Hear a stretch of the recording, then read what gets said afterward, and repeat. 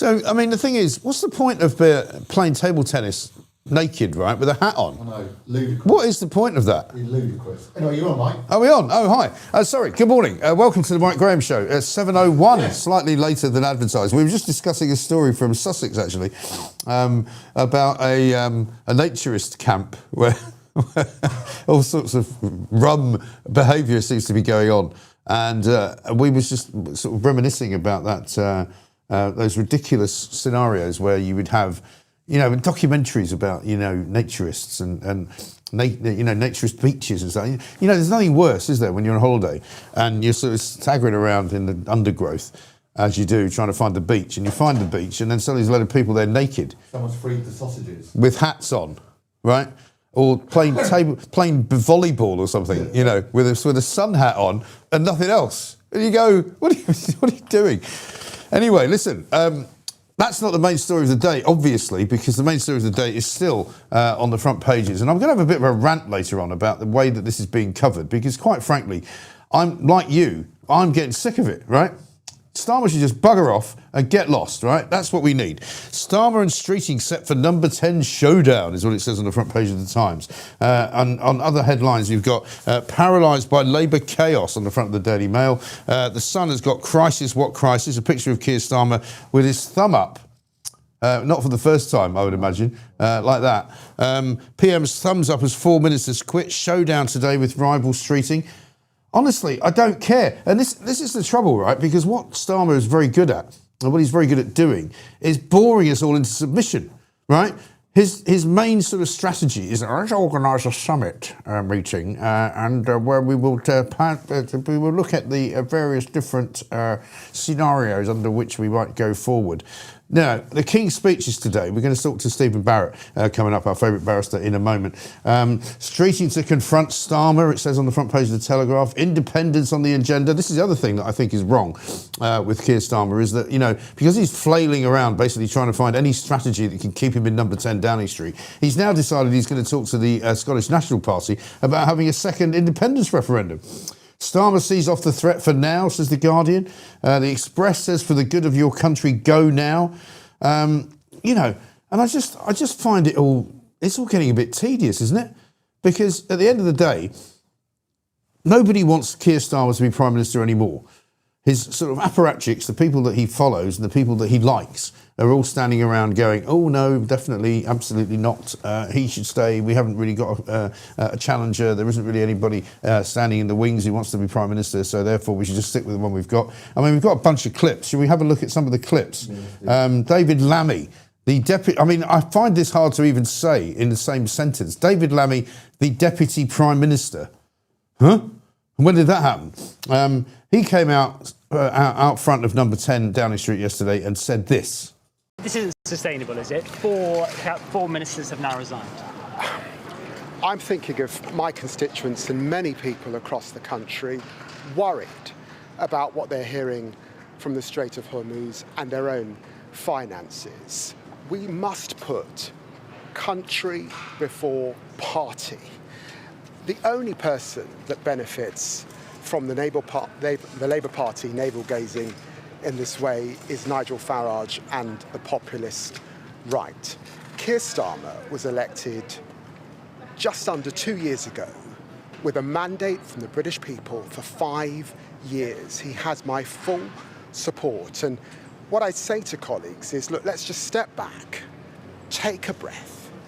Let's remember that we have the King's Speech. We are in government to do a job of work. It's been 24 hours now, and nobody has come forward to put themselves forward in the processes that exist in the party. No one seems to have the names to stand up against Keir Starmer. And for those who are suggesting that he should stand down, they should say which candidate would be better.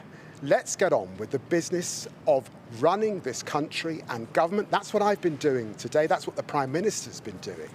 And I urge colleagues to step back and not benefit Nigel Farage and reform. Deputy Prime Minister. You see, again, you don't let him walk away. Stand behind him so he can't get away and say to him, oh yeah, exactly what have you been doing today, Mr. LAMMY? You say you've been running the business of government. Well, what have you been doing? Precisely what have you done today? Because that recording was made around about, I don't know, 4, 5 o'clock in the afternoon, right? Madison says, LAMMY thinks we're worse than Nazis. Yeah, I know. LAMMY's an idiot, right? And one of the things that he said there is demonstrably untrue. Keir Starmer was elected with a mandate to run the country. No, he wasn't. Keir Starmer happens to be the leader of the party which got the most votes and therefore was able to form a government. It might as well have been, you know, Zippy from Rainbow. It might as well have been, you know, I don't know, Heinrich Himmler. It doesn't matter. The point is that he was in charge of the party that got the most votes and therefore he became the Prime Minister. He personally has not been given a mandate to run anything. Roger says he wants to keep firebombing the UK for another 10 years. Well, exactly. You know, the problem here is that we are stuck with a useless media, a completely and utterly hopeless government, and a kind of stalemate simply because nobody knows what to do next. And that I find really quite frustrating. But we'll talk about that throughout the course of the show today. We've got a poll going because he's still, I mean, no matter which way you cut this, Starmer's gone. He's finished. He's out, right? Keir Starmer's next job is the poll today. Toolmaker, 27%. Firebummer, 38%. Doctor Who Extra, 20%. Voice Coach, 15%. Keep him coming. I said to Pooch, almost certainly number 2 is going to be the winner over the course of the day. We've got a great show for you today. Jeff Banks is coming into the studio. Esther McVeigh MP is coming in. Nigel Evans, brilliantly, the former Deputy Speaker of the House is coming in. Marilyn Hawes is here. Henry Harris Burland, who I don't know, but he's got something to say about AI. Anna McGovern is here as well because her beloved Toby Carvery is looking like it's going out of business because once again Rachel Reeves has managed to kill off yet another successful retail food hospitality business, and Anna's going to be absolutely heartbroken, I would imagine, because she likes there she is, a great picture of her at the Toby Carvery just the other day with a whole load of meat there on the plate. Fantastic. Peter Barnes is here as well. But first of all, first guest of the day, of course, the superlative and brilliant Mr. Stephen Barrett. Stephen, a very good morning to you. Good morning, Mike. So, I mean, I don't know if you're getting like me here. I'm getting more and more sort of pissed off, if you'll pardon the expression, watching the media's reaction, standing around outside Downing Street, waiting like sort of the peasants for the crumbs from the rich man's table. You know, when somebody comes out, you ask them a question and hope that they might give you an answer. I mean, it's pathetic, isn't it? It is pathetic, and it must hurt you in particular. I understand, a proper journalist does not want to see this happen to their profession. And it is quite galling. It irritates me because journalists are part of the Constitution. Yeah. So they're part of how our nation functions. They're part of holding politicians to account. We need the press to be working. We need the press to be effective. To an extent, we all play a part in this. It's not merely that it's been hollowed out and captured by political ideology, although it has. There's also the problem that goes along with that. A lot of us stopped paying for media. We stopped paying for the press. And when you start to do that, it changes the entire dynamic. So there's a lot less money in journalism than there used to be. Yeah. There's a lot less, as a result, your colleagues are much more susceptible to outside forces, thinking of not naming no names, but any broadcaster that's dependent upon advertising is going to be beholden to those advertisers. It's not going to necessarily being pursuing fearless independent journalism. And I do think that plays a massive part in all of this, because when I was young, people used to pay a proportionate amount weekly for news by buying newspapers and by buying magazines, and they used to be actively engaged. With the rise of the internet, we moved to a different funding model, and I think that has not assisted journalism on any level. But yeah, journalism at the moment is the weakest it's probably ever been in my life, and we're seeing this by their complete inability to hold this charade of a government to account. Yes, and I think it's also been infected by the kind of graduate class, which is now a phrase that I hear more and more of these characters who have come out of university with a sort of slightly left-wing leaning, and who are much kinder, if you like, to Labour than they are to the Conservatives, or indeed to Reform. And you can see it in the way that they ask their questions. You can see it whenever there is a question that's put to Keir Starmer, which he doesn't like, you're kind of taken aback and you kind of go, blimey, I can't believe Beth Rigby actually asked that. You know, I mean, she was the woman who, after his speech on Monday, came live onto to Sky News to say that was a very impassioned speech. And the rest of the country was kind of going, sorry, what? You know, one thing it wasn't was impassioned. We've all watched it. We've all seen it. And again, that's also part of, I suppose, the magic of the press disappearing. You know, in the old days, you didn't have live press conferences. You know, you had to rely on the sketch writer's view of what it was like. Whereas now we can all watch it with our own eyes and we can all see exactly how useless the particular individual is that's making the speech. So we don't really need the Beth Rigbys of this world to tell us what's going on, unless she's got a particular insight. And yesterday, I mean, I don't know if you've seen this yet, but this will make you laugh. It was literally like an episode from the thick of it, where Beth Rigby was trying to get to put a microphone in front of a particular government minister who'd just come out of Number 10, but she was tethered to the camera. Check this out. James, would you, James? Should we go and get James Murray? Yeah. Sorry, I'm tethered.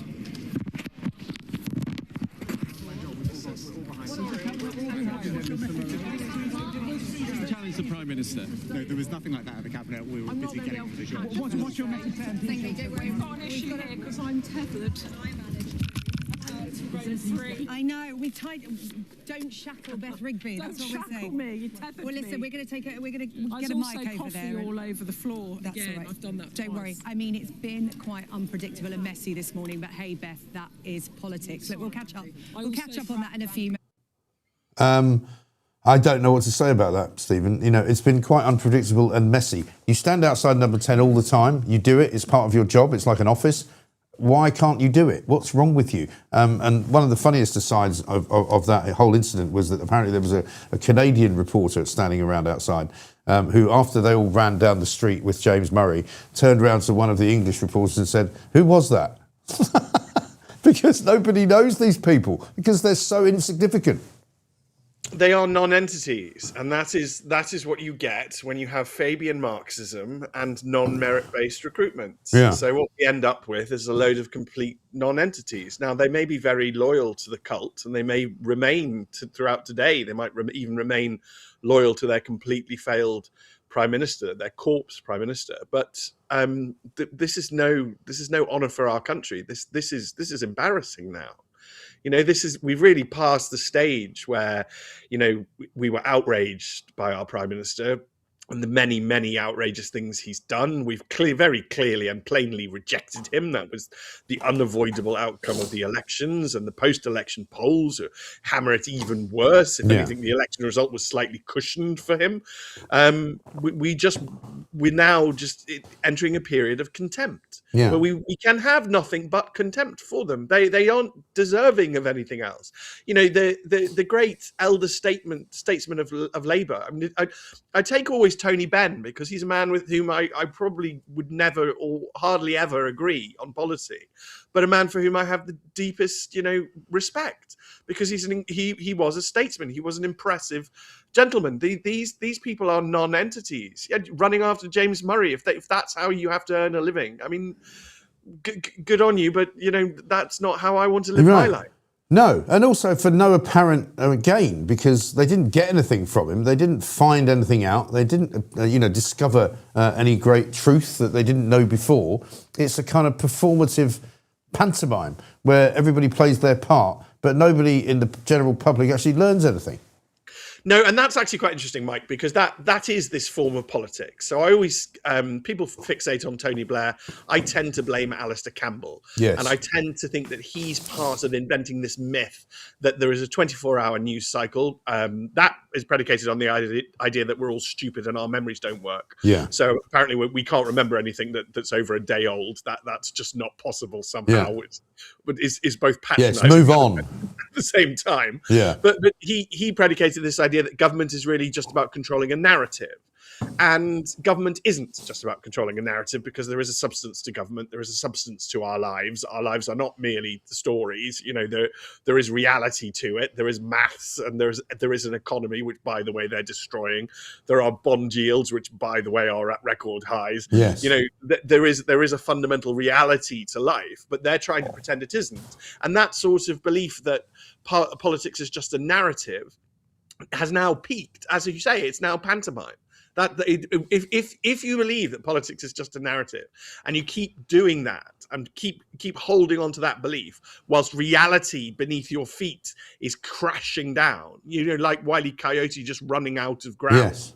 Eventually you become a children's cartoon character. Yeah. Eventually you become a pantomime, and that's what our government has become. It a has. pantomime and a farce. Yes, and also how Starmer-esque was it for Starmer to say yesterday, well, clearly there can't be a leadership contest because the process of the leadership contest has not yet been reached, and so there must be a contender in order for us to proceed forward. And you go, shut up, just shut up and get out, because you can't keep hiding behind the process. You can't keep saying that you're doing everything according to the book, because that's precisely what you haven't done for the whole nearly 2-year period that you've been in charge. And it's just so frustrating. I mean, I noticed yesterday, and I'm interested in your take on this constitutionally, some people saying the King should refuse to represent the government this morning in the King's speech, because frankly, we don't know who's going to be leading the government. So when he sits there with all of his finery and his robes and everything else on, and he says, my government will do this and that and the other, well, which government are you talking about? And I mean, I guess there isn't really any way for him to get out of it. And we were told yesterday that there were sort of conversations held between Palace Aides and Downing Street in which they said, leave us out of this. We don't want to be involved in a kind of, internecine squabble. We'll just come and do the finery bit in the golden carriage. I mean, could there be, I know there won't be, but would there be an opportunity for the King to say, actually, should we not do this today? There is, constitutionally. And we might need to get back to a place where that happens. Yeah. Now, what's going on? So when you say that it won't happen, be very careful, because things which haven't happened for a long time are becoming much more likely to happen because of the tensions that are arising. Yes. Our constitutional settlement is one where the Crown and Parliament have basically come to an agreement and an understanding between them. The Crown tried to have absolute power over Parliament. That completely failed, and we had to cut the King's head off. Yeah. Okay, so that was a disaster. Parliament tried to have absolute power and to get rid of the Crown. Then they cancelled Christmas, and life was rubbish. Right. So that was also an absolute disaster. So we came to a compromise, a very British settlement between these two forces of power, the Crown and Parliament. And the Crown doesn't like to exert its power, and I agree with that position very wholeheartedly. I'm not and do not encourage the Crown to get involved, which is what's going on now, which is a very subtle dance. So what clearly happened yesterday is the Palace quite rightly said, hang on a second, you're using the King for petty party politics, which is exactly what's going on. He's using the King to try and impress people, to try and suggest that he has a legitimacy that he doesn't have, because over 100 MPs have called for him to go, junior ministers have resigned, that he is in crisis mode, and he's trying to basically king wash his prime ministership, if you like, and use the King to give him a false legitimacy that he does not have, and that is quite clearly wrong. So the Palace noticed that. That's constitutionally, that's good. Ding, a constitutional win there, and the Palace dealt with it secretly in private. That is also a constitutional win. That is how things should start. Then it has now clearly leaked that this happened. That's only because of how Keir Starmer reacted. Yes. Keir Starmer, number 10, must have reacted with complete tin ear to the point where the Palace is very worried now. So it leaks magically that these private conversations happen, so that now we're having a public debate about how this must happen. I think the next step is those people who are in charge. So constitutionally, I don't believe that this would have happened if we still had a powerful Lord Chancellor. And I'll fight and die on that hill, because I think that in the old days, even Margaret Thatcher, powerful and as strong-willed as she was, if her Lord Chancellor said no, then she would back down. And one of the things that Tony Blair really didn't like was that he also had a very powerful Lord Chancellor in the form of Derry Irvine, and he just didn't like being told no to. So Tony Blair got rid of the role that says no to the Prime Minister. So we now have a succession of Prime Ministers who have nobody who tells them no. So there is nobody to tell Keir Starmer no. But the Constitution is a marvellous thing, Mike. It sort of repairs and self-heals. There are a number of individuals involved in the state opening of Parliament. The number one is the Speaker of the House of Commons, but there is also the Earl Marshal, which I think people may not know this, but this is why I teach the Constitution in schools. And there's the Lord Chamberlain. There are other people with offices over the Houses of Parliament. They need to step in and protect the king, because this should not go ahead. If it goes ahead, it will fundamentally, it's not going to save Keir Starmer. Keir Starmer's already over. What's happened, this is like a death spasm, and it's just going to damage the king in his going. And that cannot be allowed to happen, because the king is more important than any prime minister. The king is the continuity of the realm. The king is who our brave service men and women fight and die for. The king is the nation. Yes. So this really shouldn't be allowed to happen. And I think throughout the day, we're going to see the ratcheting up of that tension. Many of us who would wish to protect and preserve the king from this humiliation, because if it goes ahead, it will be a humiliation. And a lot of people, because of the personality of monarchs, changes, and people like people and dislike people and all the rest of it. But the crown is continuous. You have to imagine that he's doing this to Her late Majesty. I mean, if he were doing this to Her late Majesty, I think enough people would be up in arms already. Totally. Turfed out of Downing Street by his own security guards. Yes. Because they would almost certainly have more love for her than him. You know, and what he is doing is absolutely outrageous. I do think that constitutionally the position now, in the absence of a Lord Chancellor to tell the Prime Minister no, I think we're going to have a rebellion from the Houses of Parliament where they tell the Prime Minister no. And that's going to have to either come through the Speaker or the Earl Marshal or the Lord Chamberlain. And I don't see any other constitutional route for that happening.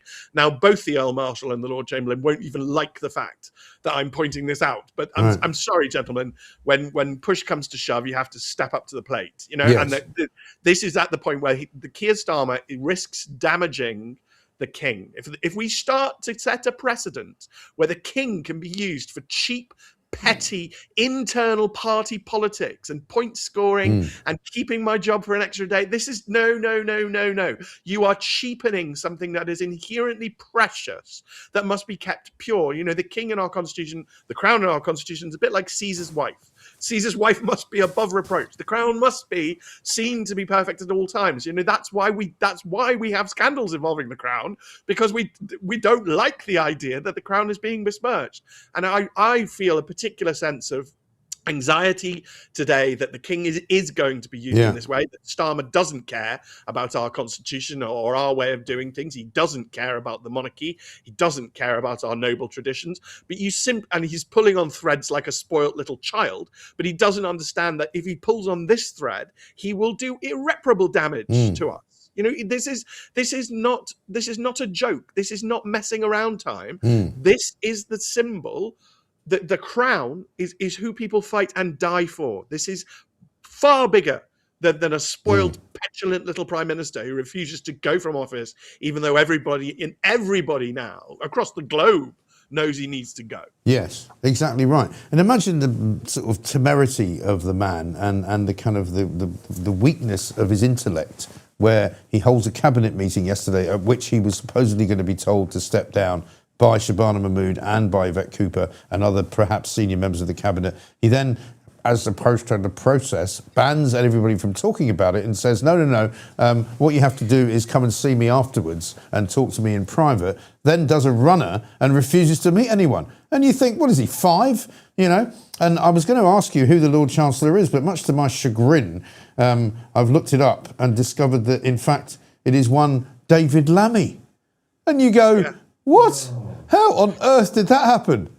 Well, this is the point, isn't it? He's not going to tell no. He's not going to say no to Keir, is he? No, he's not. And neither, of course, is the Speaker of the House, who appears to be captured by the Labour government and by Keir Starmer. A man, Lindsay Hoyle, who can't stop travelling around the world spreading democracy while he continues to stifle it at home because he doesn't allow the opposition parties the right to actually get Starmer to answer a question at Prime Minister's questions. So I don't know. It's just the whole thing is totally and utterly mad and ridiculous. But I share. I'm really pleased you've said all that today, because I don't hear it from anybody else. I haven't heard, as ever. You're absolutely nailing it, because nobody's talking about this. Nobody's saying how tawdry and ghastly this whole business is, and it shouldn't be involving the king. And if Starmer had any cojones about him, he would have actually postponed the king's speech and said, you know, until we sort out what's actually going on. You know, instead of which he's burying his head in the sand like an ostrich and hoping it all goes away, because that's his default position. Yes, and he is very clearly using the king. The king is being sorely abused. You know, this is Shakespearean levels of wrongness. Yes, we have entered into, and you can say other people aren't talking about it because we've been cut off from our constitution, and we have been cut off from our constitution. We don't teach it in schools. I really do think we should. You know, I bang on about it only because I've had the privilege of being taught the constitution and understanding it, and I try to explain it to everybody in an accessible way, because it's our constitution. But even though we're not talking about it, I do think we in Britain have an inherent feeling for our constitution. I think it's there in our bones, and I think almost everybody, you know, if I go to a random Wetherspoons today, I'm pretty sure everybody will be talking about how it's just not right. Yes. It's not right. You know, it's what Kipling talks about when the Saxon talks about it ain't fair, it ain't right. You know, it is not just. We feel these things far more. In many ways, the Constitution just expresses these deep emotional feelings that we, the British people, have. And, you know, it's just a reflection of us. It's not our master. It's part of us, and it's how we do things. And I think everybody, you don't need to have a degree. You don't need A levels. You don't need GCSEs or O levels. You will feel that what Starmer is doing to the king is wrong, because it is wrong, and you can tell. And the king, ultimately, the king can stand up for himself.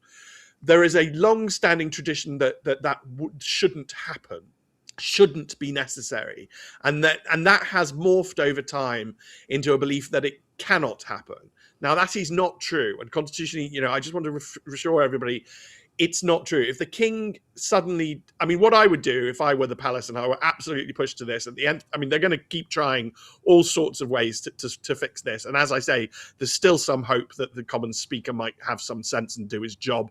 There's still some sense that the Earl Marshal might sweep in at the last minute, or somebody might be able to persuade Keir Starmer that what he's doing is absolutely wrong and he should stop it.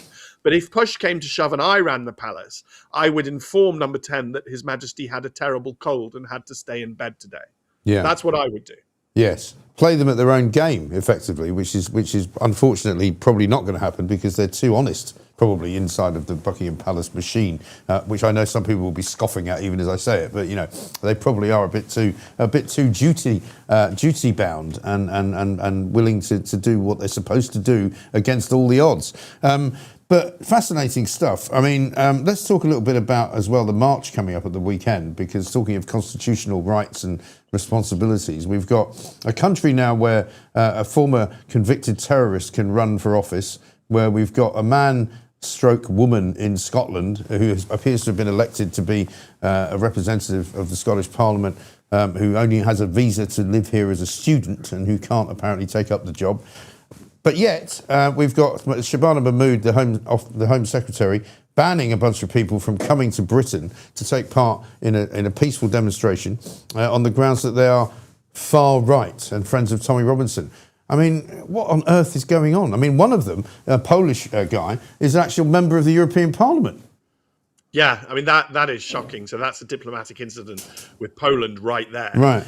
And if anybody thinks Poland is far away and not close to us, I would remind everybody that we joined this. We declared war on Germany in the Second World War to protect Poland. That's how close we've been to Poland for a very long time. So the idea that you cause a diplomatic incident with Poland while you're having your own, leadership crisis, this is absolutely scandalous. To ban these people from expressing their democratic views and their political opinions is yet another reason why Starmer needs to go. I mean, we now have a prime minister who has more reasons to resign than he has ever had to stay in office. I mean, this is getting pathetic. We're not just, it's not just the things you highlight, Mike. It's the other things that do cut through to ordinary people. A man who sexually molested a 12-year-old child walked free from court without any real punishment. Yeah. You know, day after day, paedophiles who possess grotesque and disturbing images of children walk free from court without any effective punishment. We have become a nation where serious criminals, everybody sees fare evasion, everybody sees littering, everybody sees graffiti, everybody knows you can't get your phone out in central London. You know, everybody sees this criminality going on. Yet these people, all they have is a differing political opinion to the Prime Minister. So they are punished. This is a communist dictatorship. Yeah. This is a land in which political opponents are imprisoned and punished, and criminals are left free because criminals terrorize us, and we're all a lot more compliant if we're terrorized. This is shocking. It is really shocking. I mean, is there any hope for a constitutional lawyer such as yourself, and I know you're probably far too busy to do it, but for somebody to stand up for these people and to say, you know, we cannot be banned, surely, from a democratic country if we wanted. I mean, obviously they could just hop on a boat in northern France and come that way. In which but then case they'd end up with a free flat, mate. But then they get a free flat. They might not want the extra property ownership. You know, they just. But it is amazing, isn't it? Extraordinary how easily you can traverse democracy and sort of go from being a free country to a country that bans people for no good reason from actually coming here. Yes, it's absolutely shocking, and we are simply sliding into communism. There isn't anything that any one lawyer can do to fix this, because lawyers are not superheroes, Mike. And we got here because Keir Starmer and Lord Hermer grew up on a man called Ronnie Dworkin, who was a legal philosopher who literally argued that judges are Superman and judges are Hercules. Lawyers are amazing. All you need is lawyers and you'll always have, you know, peace and justice in your society, which, by the way, is what the Weimar Republic believed before it became Nazi Germany. Yes. It's not true. It's never been the traditional British view, because we quite rightly have a distaste and a dislike of intellectuals. Good. I know I'm an intellectual, and I know that I'm effectively telling the public to dislike me or distrust me. And I think that's absolutely healthy in our society. Good. You know, lawyers are not magical. We are not morally good. We are not morally superior to anybody. We shouldn't be wielding power. Political power in this country should be wielded by all voters collectively. And that does mean that we're all going to have to stand up. We're all going to have to wake up. I think the best thing about the local elections is not merely that Keir Starmer was rightly completely drubbed and Labour given a rightful kicking, and the Conservatives because of the uniparty feature, which is true, but the turnout was up. And I want to see turnout up at every election going forward. I want to see voters taking their vote seriously, and us all feeling once again that we are equal constituent parts of a great and impressive nation. And we will only become equal constituent parts of a great and impressive nation if we believe it and if we stand up. You know, exactly right. That's it. Exactly right. Now, I can't let you go without mentioning last Wednesday, which was the last time I saw you, delightfully in person at the Shepherd's Bush Empire, which was an amazing evening. Pictures of you there with Carol Decker, with Christo, with Russell Quirk, with Carol's husband behind her, and Donald McLeod lurking in the background. But what a night that was. It was absolutely fabulous, Mike. I mean, you sort of teed me up and told me, but then I got all nervous about it and was frankly a bit...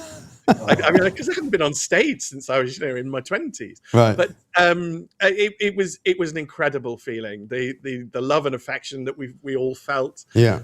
The joy of it, the fact that it worked, the fact that so many people were there. It was absolutely fabulous. Yeah. It was a great indicator for me as well of the state of the nation, much more so than watching these idiotic politicians prancing about in Downing Street and in Westminster, because you got a real feel for the people of Britain. And I actually felt uplifted by it on the basis that, these are good people. They know what they want. They know what's wrong with the country. They don't need to be told which way to vote by their whips. They are literally people with ordinary common sense. I think we've got a clip. Pooch, can we have a look? Friendly people alive, and a guy with great hair, quite frankly. He is, of course, the one and only Mr. Stephen Barrett.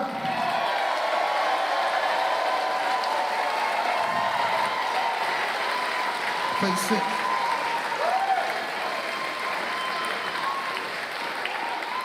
Now, this is unusual, Stephen, because I normally look at you through a television screen, because he's very kind enough to get up early enough in the morning, despite all of his domestic duties, to go on television and do the papers with us at 7 o'clock every Wednesday. So welcome to the live show.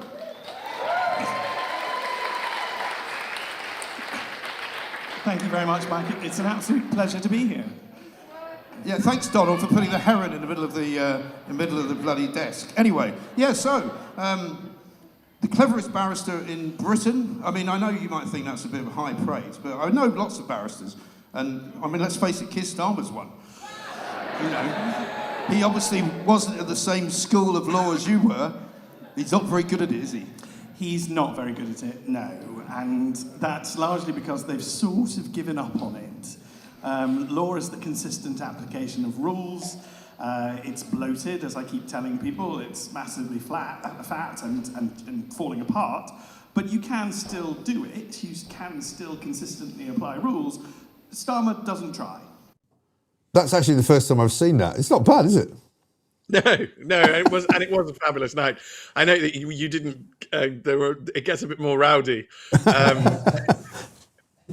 But I'll leave viewers to one day watch what I'm referring to. Yes, indeed. And I guess the final question I would ask you is, how much longer can this kind of crazy non-entity live in Downing Street without being removed? I mean, you know, I almost don't want to ask the question anymore, because I'm getting bored with asking it. But what I don't want to do is be sort of beaten into submission because of his strategy of boring us all to death. Well, that is his strategy, and the idea is that we simply accept it and we give in.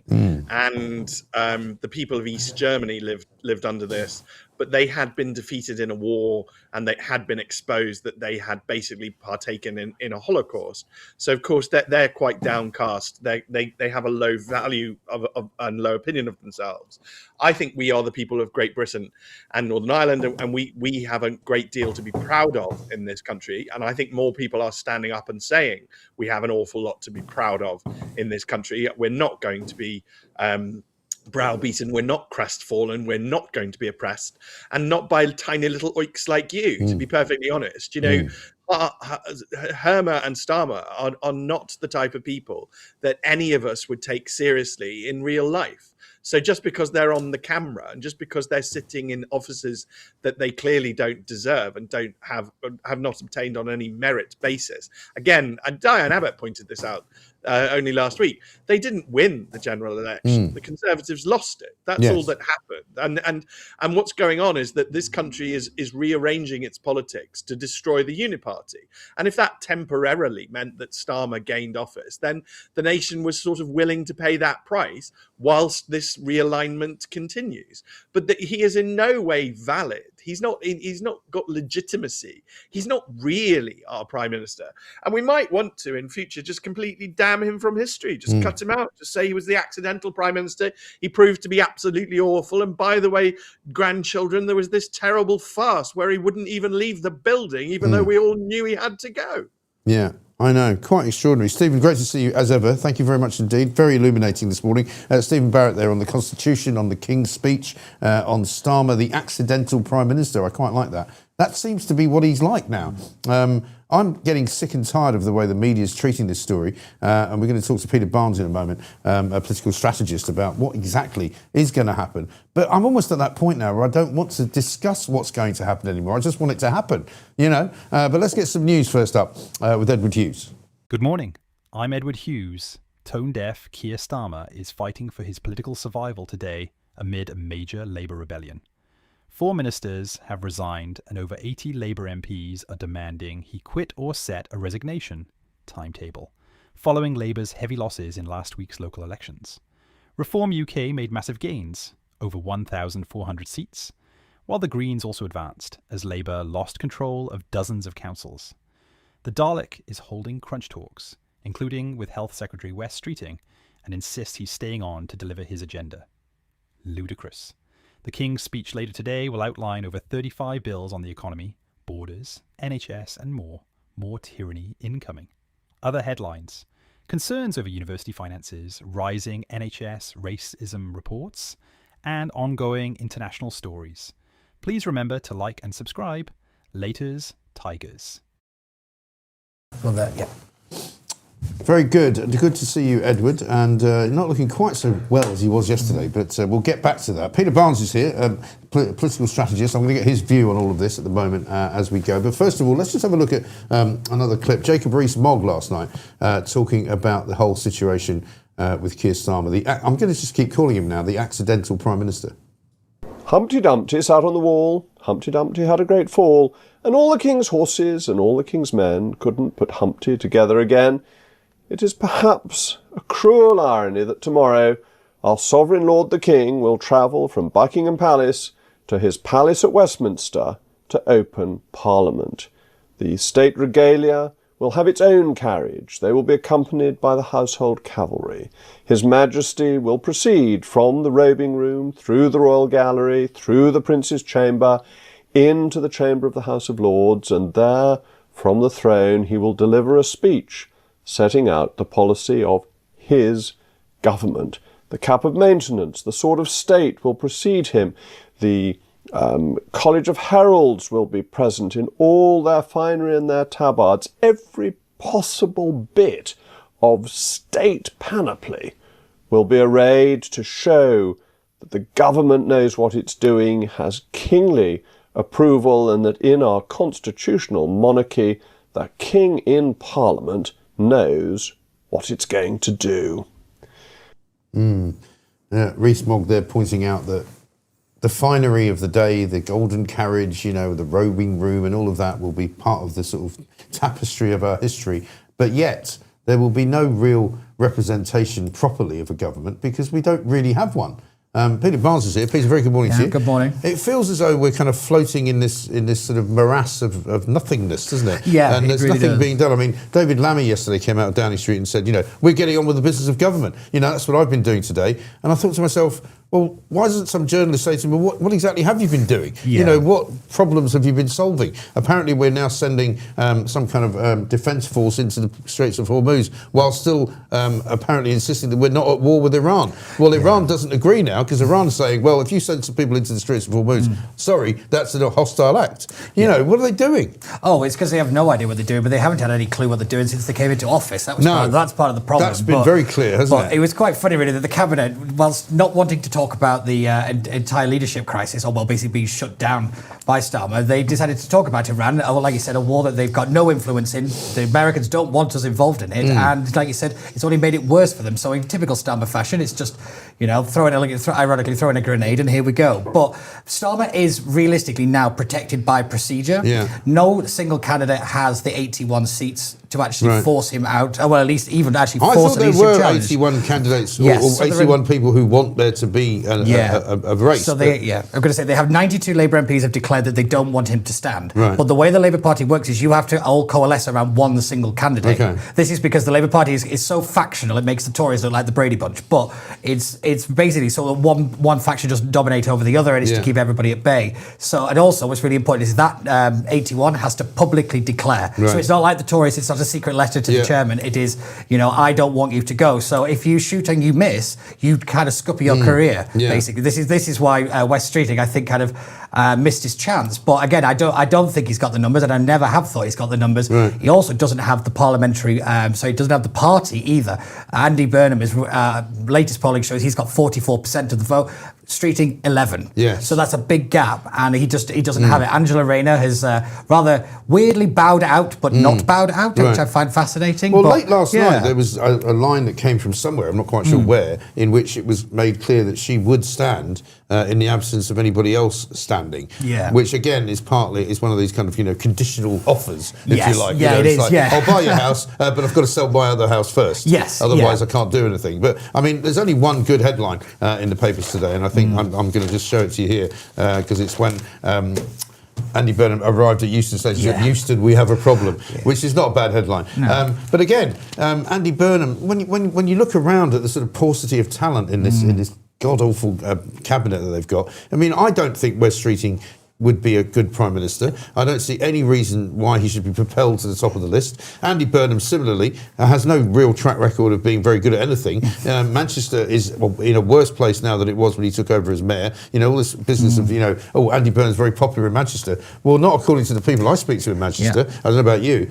Similarly, Angela Rayner still got a problem with her tax. And, you know, I just find the whole business to be a complete and utter, if you'll pardon the expression, shit show.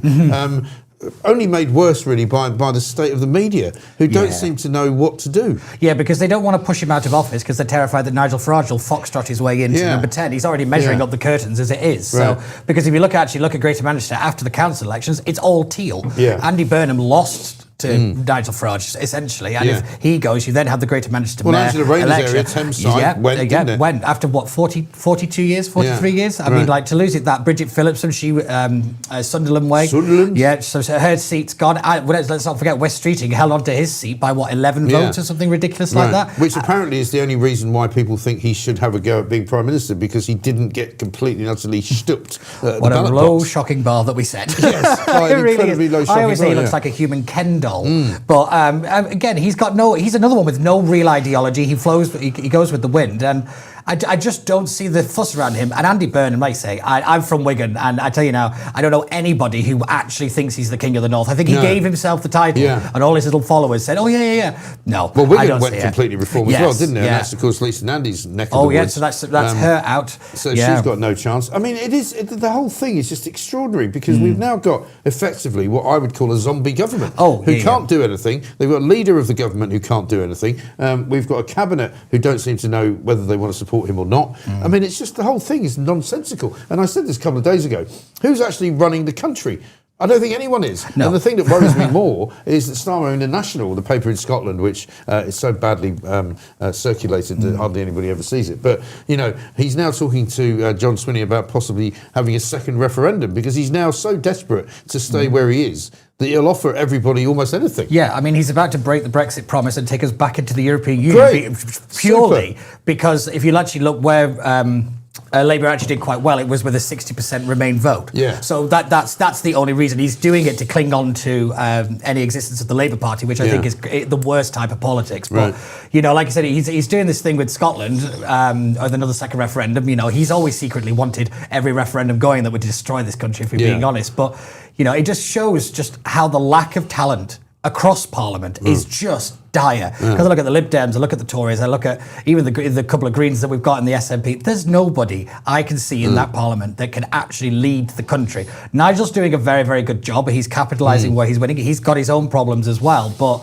you know, I do think the bar is that low that as long as you don't fall over after tying your shoelaces, you can basically be Prime Minister now. Yeah, so I mean, that's terrifying. That is terrifying. And worse than that, you can become an MP, even being a complete and utter dunderhead, as per the guy I'm about to show you, Mike Tapp.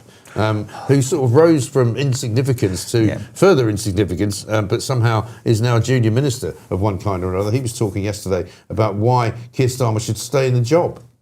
Well, I think what we've got to remember at this point and be really clear on is that there quite simply is no leadership contest. There's a set of rules that need to be met, and just to be clear on that, that means that one candidate who may wish to challenge has to have 80 names on a bit of paper or whatever, and that's the challenge then open. That's not happened. We've got around 80, 90 rebels who've said that they don't support the Prime Minister at this point. But the Prime Minister will fight on, and he must fight on. No leadership contest, but there's no leadership either, is there? The reason that he must fight on is because stability is key, and putting country first is absolutely vital. That's what we said we'd do at the general election. That's what we're going to do now. Okay, but and you're talking about you're going to say this doesn't feel very stable. Today isn't very stable. You're quite right, and I had to apologise to my team in the Home Office for leaving to do some interviews because I want to get on with the job. The Cabinet want to get on with their job. Backbenchers want to represent their constituencies. But you can't get on with the job. That's the whole point. Well, and that's the point. Keir Starmer is standing firm. That's the right thing, because without stability, we can't deliver for the country, and we will.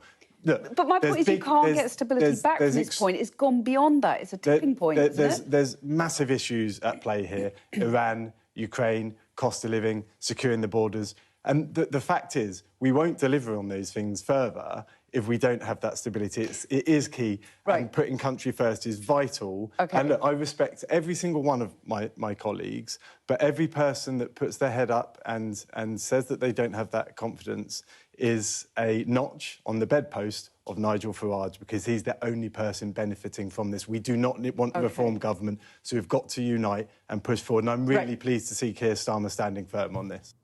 So he doesn't want a reform government, understandably, because he's not in reform. But the people have more or less said in the last election on Thursday, just a few days ago, that they do want a reform government, actually. And this idea of his that, we're going to carry on with the job, securing the borders. I know, I was listening to that list. What the hell is he talking about? Iran.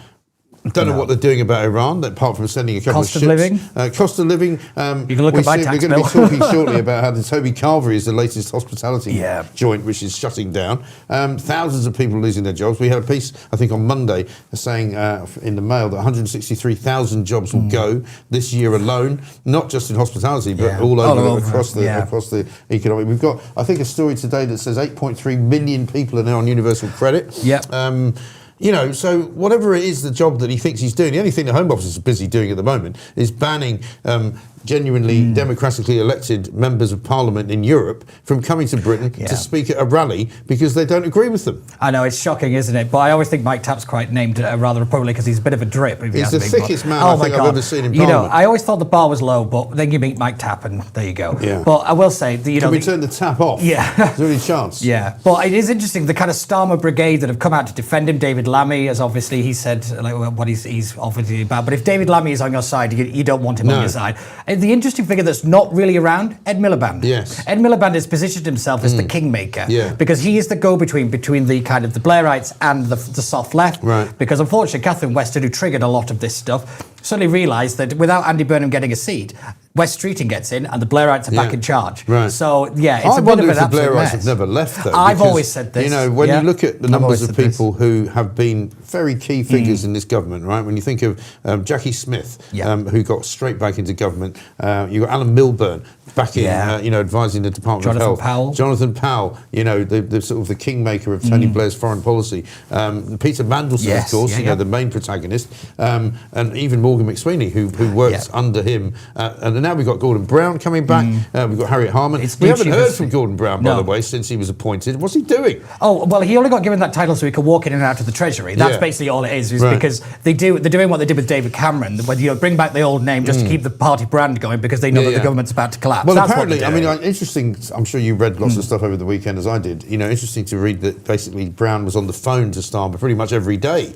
to give him some ideas as to how he should run the country. Well, that makes a lot of sense. and that does make it starts to make a lot of sense where you go, well, no wonder it's all run into the sand, because it's all been bloody hopeless. But the bottom line for me is that, we've heard so many conflicting stories, and like I say, we are all becoming slightly kind of glazed over about it because there's only so much we can take. Yesterday morning, for example, Shabana Mahmood and Yvette Cooper were supposed to be going to a cabinet meeting to tell him to step down.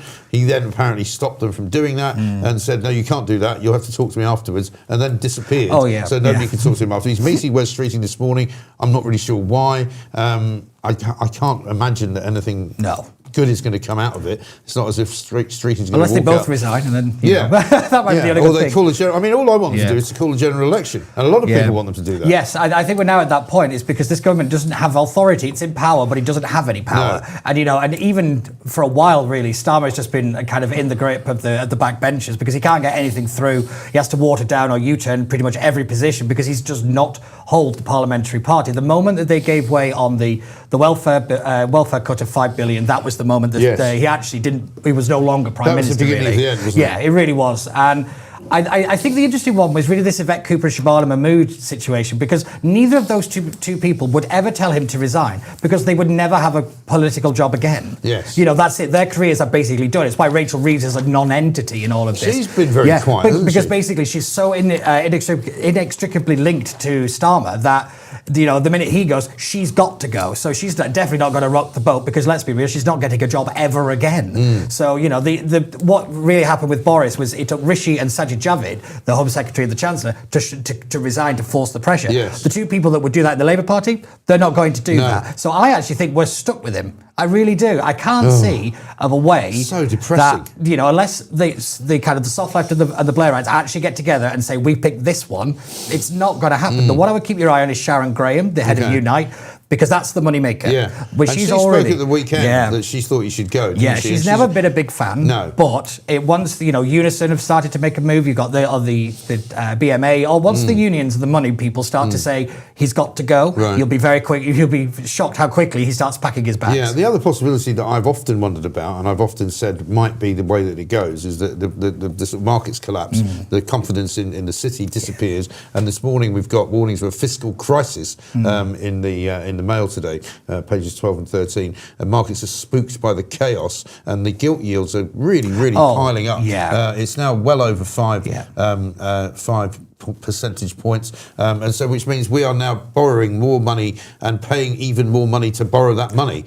So there is a sort of fiscal drag, which could mean that the whole economy collapses, and that's kind of my best hope for there having to be a general election. Well, the problem is you're relying on the Labour Party, the economically illiterate, to understand any of that. I think that's part of the problem, is that they don't understand that, so it doesn't really make a difference. And then the problem you'll have is Zach Polanski and his merry band of weirdos will suddenly say, oh, it's all the rich people hoarding over the money. That's why that has happened. Yeah, Zach Polanski, who's now been exposed as a council tax cheat. Oh, yes. And somebody who is, in fact, not only a liar and a charlatan, but somebody who wants everybody else to pay their taxes, but it doesn't apply to him. What, a liar and a charlatan who wants to be Prime Minister? Yeah. Well, I never. Shocking. And now the Tories have actually reported him to the police. Yes, So there's now likely to be a Metropolitan Police probe into his conduct, because as far as I know, if you fail to pay your council tax or you misrepresent your status, if you like, that's a criminal offence, Yes, isn't it is, yeah, as far as I know, because it's something to do with I mean, he's should been be living on a arrested houseboat. for those teeth, to be honest, I would but, think, do we have to start worrying about the politics of, was it Rory and Jim who lived on a houseboat? Because,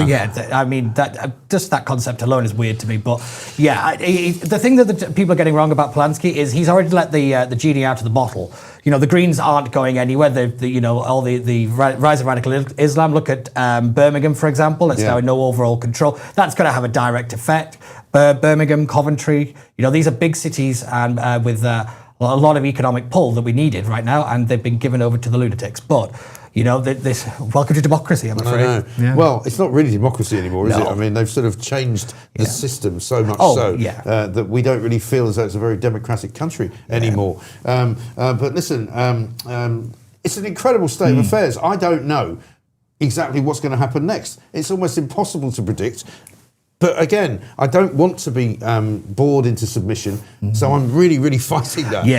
Because I just can't let that happen. Yeah, it's Morgan McSweeney's favourite trick. Cause loads of chaos. You all look in one direction, then you get bored of it, and then the actual thing we should have been outraged about has already been and gone, and there's nothing we can do about it. They've been doing it probably since they were in opposition. Actually, it's why nobody actually knew what Keir Starmer stood for. That was not an accident. Yes, no, exactly right. Peter, great to see you. Thank you very much indeed. Peter Barnes, giving us his view of the latest situation, which is pretty bloody dire, to be honest. Right now, though, just to kind of explain just how dire it is, the latest fiscal crisis has fallen upon the Toby Carvery. We got news yesterday that Toby Carvery is going to shut down a whole bunch of outlets. We're not sure if they're going to keep them. I think they might be keeping some open. But the first person I thought of during the whole consideration of Toby Carvery and its future was the one woman who's been on this show frequently to say that her favourite night out is to go to a Toby Carvery. It's Anna McGovern. So we thought we'd better talk to her. Anna, very good morning to you. Good morning, Mike. I mean, I feel so bad. Should we have the picture? We've got a great picture of you at a Toby Carvery, which we managed to find in the archive. There we are. There she is. That looks like Toby Carvery. That looks like a fantastic. One comment as well, saying you didn't eat all of that on your plate, but I absolutely did. I mean, that is extraordinary. I mean, what meat have you got on there? You've got a bit of chicken. I can see. What have you got? I've got a bit of everything on there. I've got beef, I think gammon. Right. Turkey, Gammon. I think, but I normally skip the pork.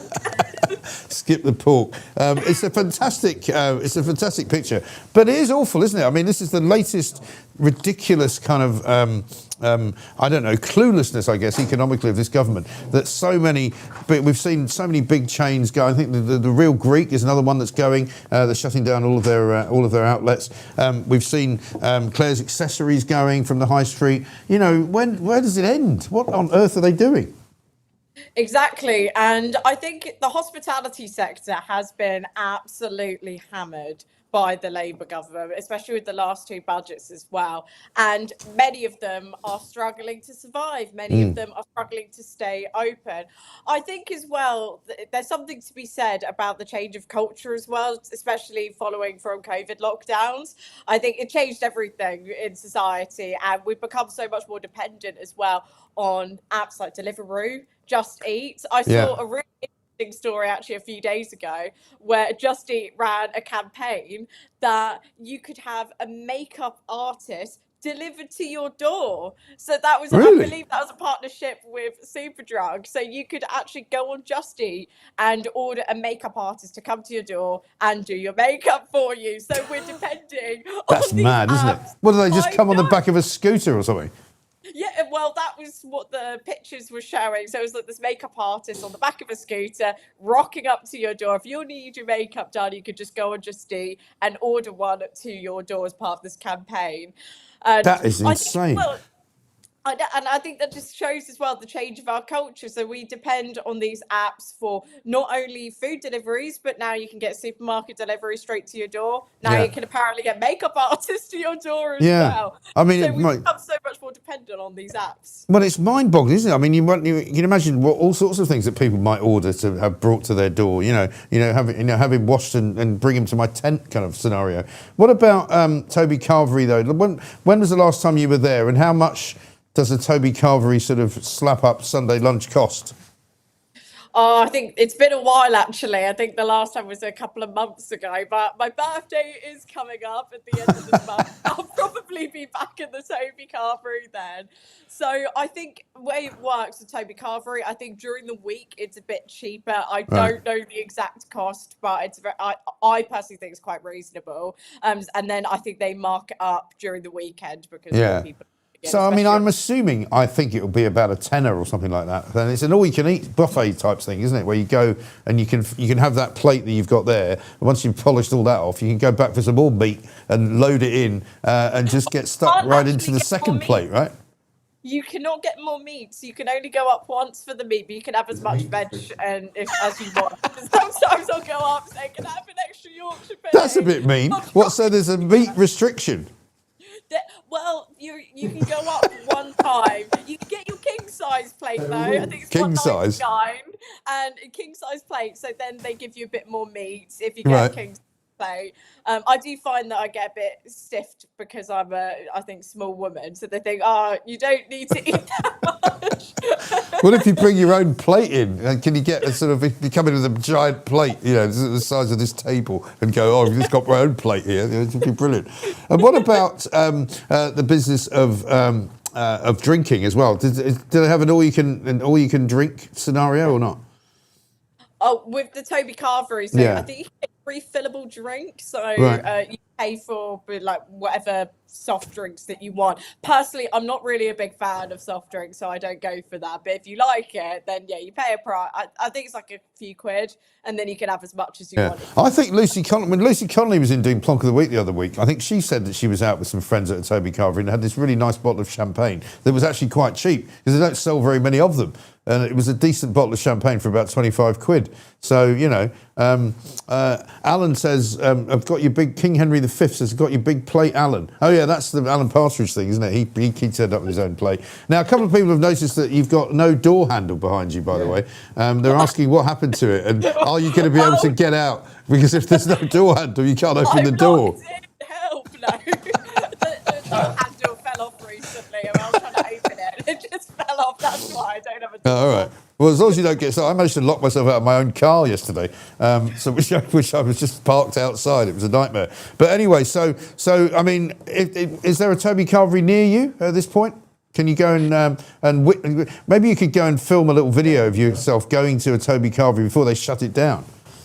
Oh, that's a good point. I do have one not too far. I think it's about a 40-minute drive away. So when I lived in Reading, though, a few years ago, I actually had quite a problem because it was just a 10-minute walk. Oh, wow.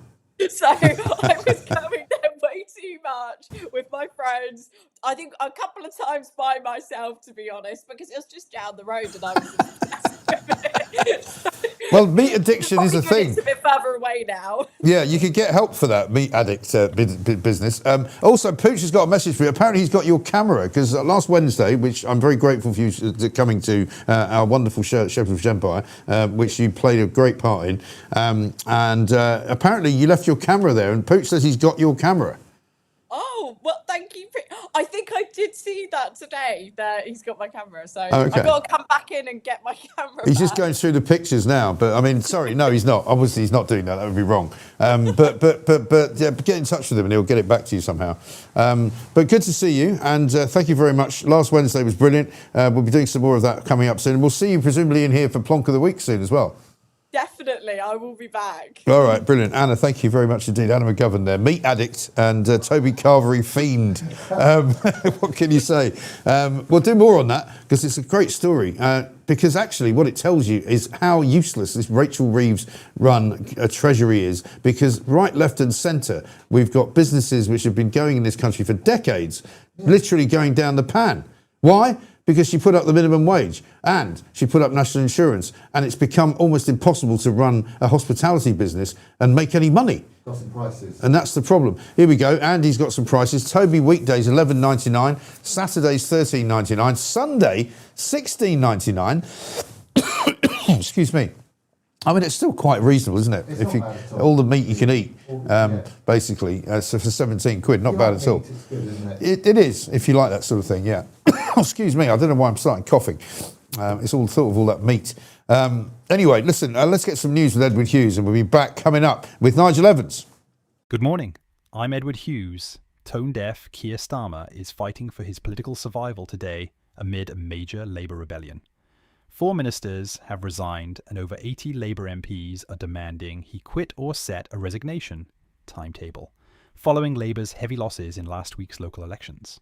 Reform UK made massive gains, over 1,400 seats, while the Greens also advanced, as Labour lost control of dozens of councils. The Dalek is holding crunch talks, including with Health Secretary Wes Streeting, and insists he's staying on to deliver his agenda. Ludicrous. The King's speech later today will outline over 35 bills on the economy, borders, NHS and more. More tyranny incoming. Other headlines. Concerns over university finances, rising NHS racism reports, and ongoing international stories. Please remember to like and subscribe. Laters, Tigers. Thank you very much indeed, Edward. Lady Penelope says, Toby Carvery Downlands in Worthing is just reopened after a refurb. Was there last night. Fabulous food. £7 for a main special offer Tuesday to Friday. £7. That's all right, isn't it? Elaine says, lovely smiler, Anna. Thank you very much indeed. Lots of you appreciating that. Great segment, says Scottish Celts. Thank you.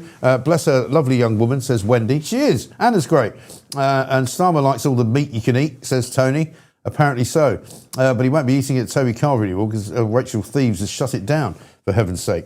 Another day of doom, says Joy. Starmer's still running the country. He won't go until he's stitched us up to the EU, ensuring no future government can do a thing to get us back out.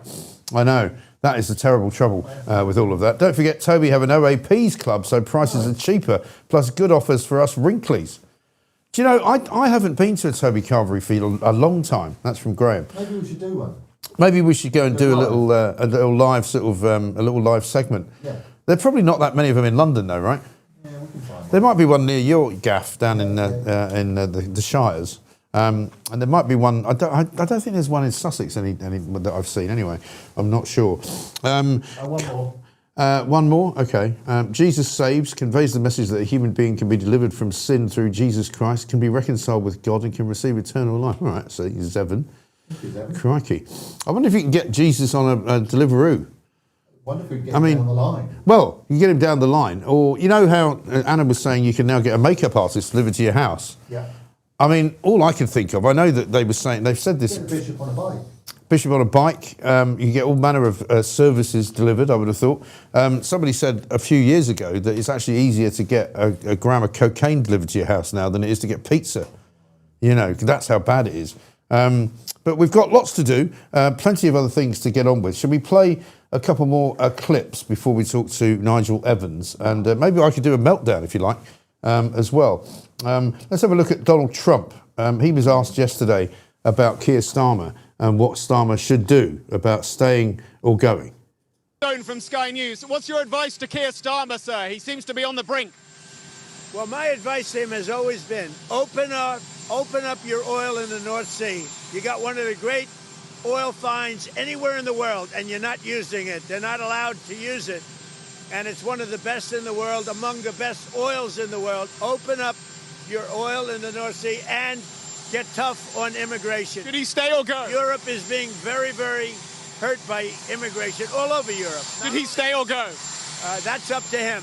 But I've told him from day one, you're getting killed on energy. You're windmilling your country to death. Open up the North Sea. You have one of the greatest sources of energy in the world. Open up the North Sea. The pressure is from Nigel Farage, sir. Donald Trump there saying, you know, what most of us, I think, would probably agree with is open up the North Sea. You know, we are in a crisis right now. You know, the cost of oil, the cost of petrol at the petrol pump is still pretty high. What we need to do is get our own resources and use them, right? And also stop immigration. It's not difficult, is it? Nigel Evans is here, former Deputy Speaker of the House of Commons, of course. A very auspicious day, Nigel. I suppose one of the things I should ask you, very good morning to you, welcome, is in the House of Commons, in the Houses of Parliament, the King's speech is probably one of the more, I suppose, enjoyable pageants that you go through. Tell us what it's like to be there. Oh, it's quite spectacular. It's pomp and ceremony at its very best. Goodness knows how much it costs, Mike, but it's worth every penny. Those ghastly railings that they've erected outside the House of Lords recently have now all been swept to one side in order for the King's coach to come down, sweep down past the House of Lords in order for it to go into the sovereign's entrance. It really is something quite spectacular. You'll see a lot of the ermine robes that are there. Those peers who don't own one, because they are incredibly expensive, hire them out from a certain company. And it's just lovely. The whole thing is great. They'll have the two thrones there right at the top of the House of Lords, so that the King and Queen can come in. But I hate to say this, Mike, what a farce. Today is going to be an absolute farce. And for the Prime Minister to dig himself into number 10 when everybody knows he's politically dead, to put the King through this absolute farce where he is going to read out Keir's wish list, because everybody knows he's never going to be able to deliver it. The speech will hit the buffers as soon as it is delivered, because at the moment we're going through a ceasefire. This is where the Labour MPs and ministers now, none of them will resign this morning. They will at least give His Majesty that little bit of dignity in order for him to come and deliver Keir's wish list. And as soon as the King is back in his carriage on the way to Buckingham Palace, war will commence again. And you will have a number of resignations, more resignations, and it's going to be put up or shut up for Wes Streeting. He's either going to have to resign and then say, this is it, I'm ready to go, or he's going to have to shut up. It's one or the other. But at the moment, in 10 Downing Street, we have a caretaker Prime Minister. His name is Keir Starmer. He is politically dead, and all we're waiting for now is the funeral. Well, do you know, I was speaking to Stephen Barrett this morning, the barrister, and he was saying basically that he started calling him the accidental Prime Minister because he's making great sort of hay about the fact that he was elected with this mandate to change Britain, and he wasn't actually. You know, he happened to be the leader of the party that was elected to govern, but he personally was not given any kind of instruction. He was not given any kind of absolute promise of you know, welcome to the wilderness. You're the man that can sort it all out. You know, he has clearly been given a massive message last Thursday at the electorate, by the electorate at the ballot box, that basically we don't want you anymore. You are a complete and utter waste of space. You have failed in your mission to sort Britain out. Britain is now worse off than it's ever been. Nothing works. You know, the borders are leakier than they ever were. The NHS waiting lists are as long as they've ever been. Our defence systems are completely and utterly in collapse mode. You know, there's nothing good about what Starmer's government has done. And in fact, what Stephen Barrett said, and he's a constitutional expert, is that actually Buckingham Palace should pull the King's speech altogether and King shouldn't go. I could only imagine some of the conversations between his private secretary and His Majesty over the last 48 hours. If he was going to be really factual, King Charles should, when he reads the King's speech, basically just talk about the state visits that His Majesty is going to take over the next 12 to 18 months, and then just say, and my government may lay other measures before you. Yeah. Because essentially, basically, what the King's speech is going to be about is restarting Parliament. That's all it's going to be about, because we know none of the measures in the King's speech will have any authority whatsoever. Yeah, we know that Keir talks about this incredible mandate he's got and the majority. Yes, he has a majority, but he has no mandate. He got elected on 33.7% of the vote. If you count those who didn't vote, it's actually only 1 in 5. So he has got absolutely no mandate for anything whatsoever. He's now got 100 backbenchers asking him to go. He had 6 PPSs resign yesterday. He's replaced them all, which is rather ridiculous. And now he's had 4 government ministers resign as well. Streeting, it's literally put up or shut up. He's got to, after the King's speech is over, he's got to absolutely say, I'm going. Other government ministers really should do exactly the same. I mean, poor old Catherine West, she basically put down an ultimatum to the cabinet and said, listen, we all know the game's up. When are some of you going to be brave enough, courageous enough, show leadership to say to Keir, you're politically dead. I mean, I was joking the other day to somebody that we had the legislation through the last Parliament, Mike, that said no fault evictions. All right, you can't evict somebody because well, now we know why they wrong. And he's now using that legislation to stay in Parliament. But the problem is, the no fault thing doesn't work for him because policy after policy let down, U-turn after U-turn, over 15 U-turns. Starting with the winter fuel payment, betrayal of our old age pensioners. I mean, it's an absolute disaster, absolute disaster. Well, the other thing that we learned this morning is that there's 8.3 million people now on universal credit, and that's gone up by something like 800,000 plus since the Labour government got in. And I know there will be those that will say that, you know, COVID started it and the Tories did begin that kind of process of making it better and easier for people to work from home and to claim anxiety and all the rest of it. But it's got a lot worse. Like everything under Labour has got a lot worse. You know, the immigration problems have got worse. The border control has got worse. You know, there's nothing that they can say they've improved. I mean, they cling on, don't they, to this kind of, you know, but we've got free breakfast clubs and we've got, you know, NHS waiting list coming down, which is a lie. You know, that's it. They haven't really got... Mike, you're being totally unfair. You know that Keir's parents have known poverty. His family. That's also rubbish. His sister, his poor old sister, didn't get paid during COVID.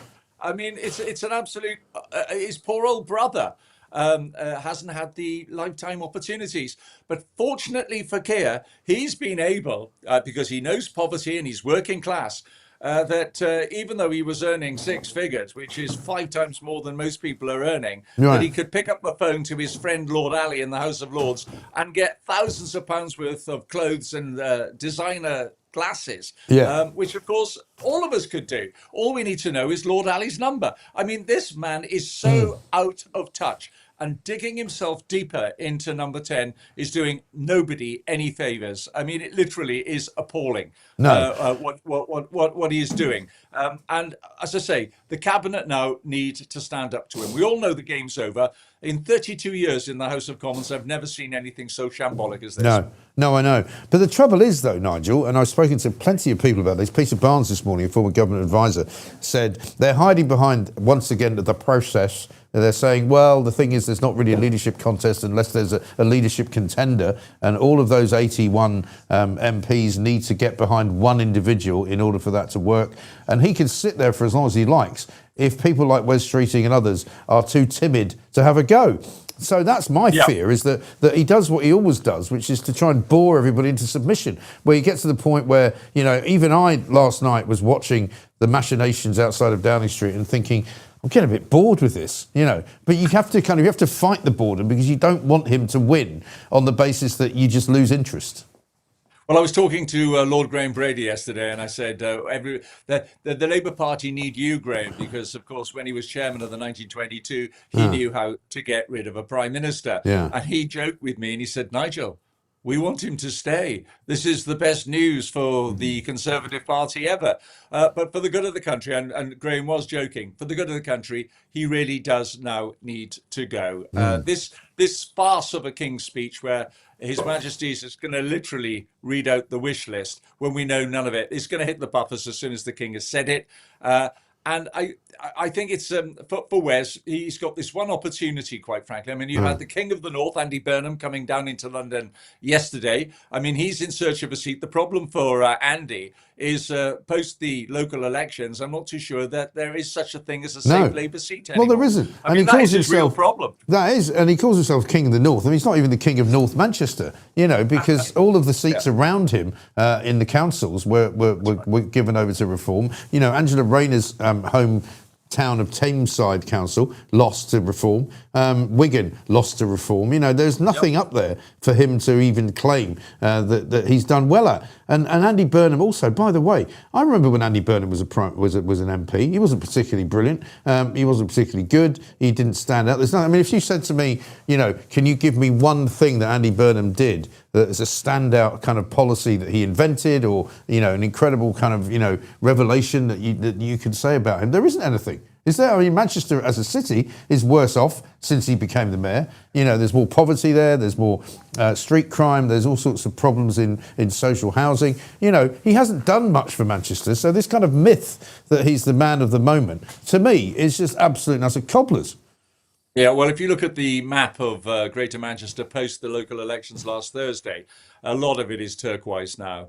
And so the reality is Andy Burnham is not a member of Parliament. Yes, technically, he could be made leader of the Labour Party and then maybe become Prime Minister from the House of Lords. But we're really stretching the Constitution as much as we possibly can to work that out.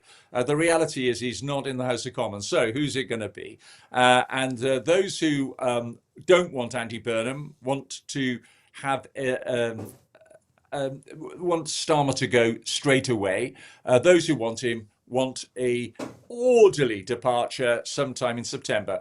My view on this, Mike, is that Starmer was given the opportunity to have to basically die with dignity. Other legislation that, of course, hit the buffers during the last Parliament. He had that opportunity to announce his departure, and he could have gone in a timely fashion with dignity in September. The fact that he decided to hold a cabinet meeting yesterday, say to his cabinet, when he knew that there were members of the cabinet who wanted him to go, who wanted to say during that cabinet meeting, Prime Minister, I think your time is up. He said, let's talk about what's on the business of the day for our cabinet meeting. Anybody who wants to talk to me about other issues should speak to me after the cabinet meeting.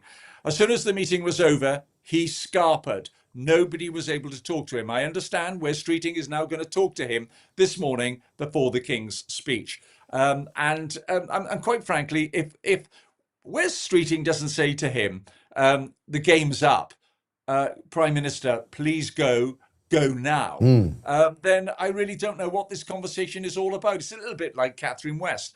I mean, I like Catherine. I've known her for a long, long time. And she at least said, right, that's it. I'm going to get 80 signatures and I will put myself up. I don't want to be Prime Minister, but I'll be a stalking horse just to get rid of Keir Starmer. I thought she did okay there, but even she backtracked in the end.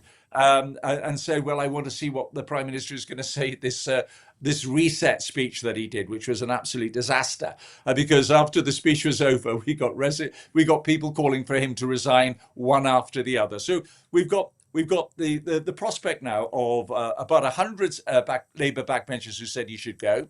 We've got 100 Labour backbenchers where the whips have got them to sign a letter saying we support you. That leaves another 200 Labour backbenchers, Mike, who've not signed either letter. Yes. And to me, that means they want him to go, but they don't want their name on the execution papers. That's all that means. Yeah. If you wanted him to stay, you'd say, I want you to stay. And Exactly sign right. that letter. Well, I mean, that's the other so curiosity, it's a isn't it? disaster.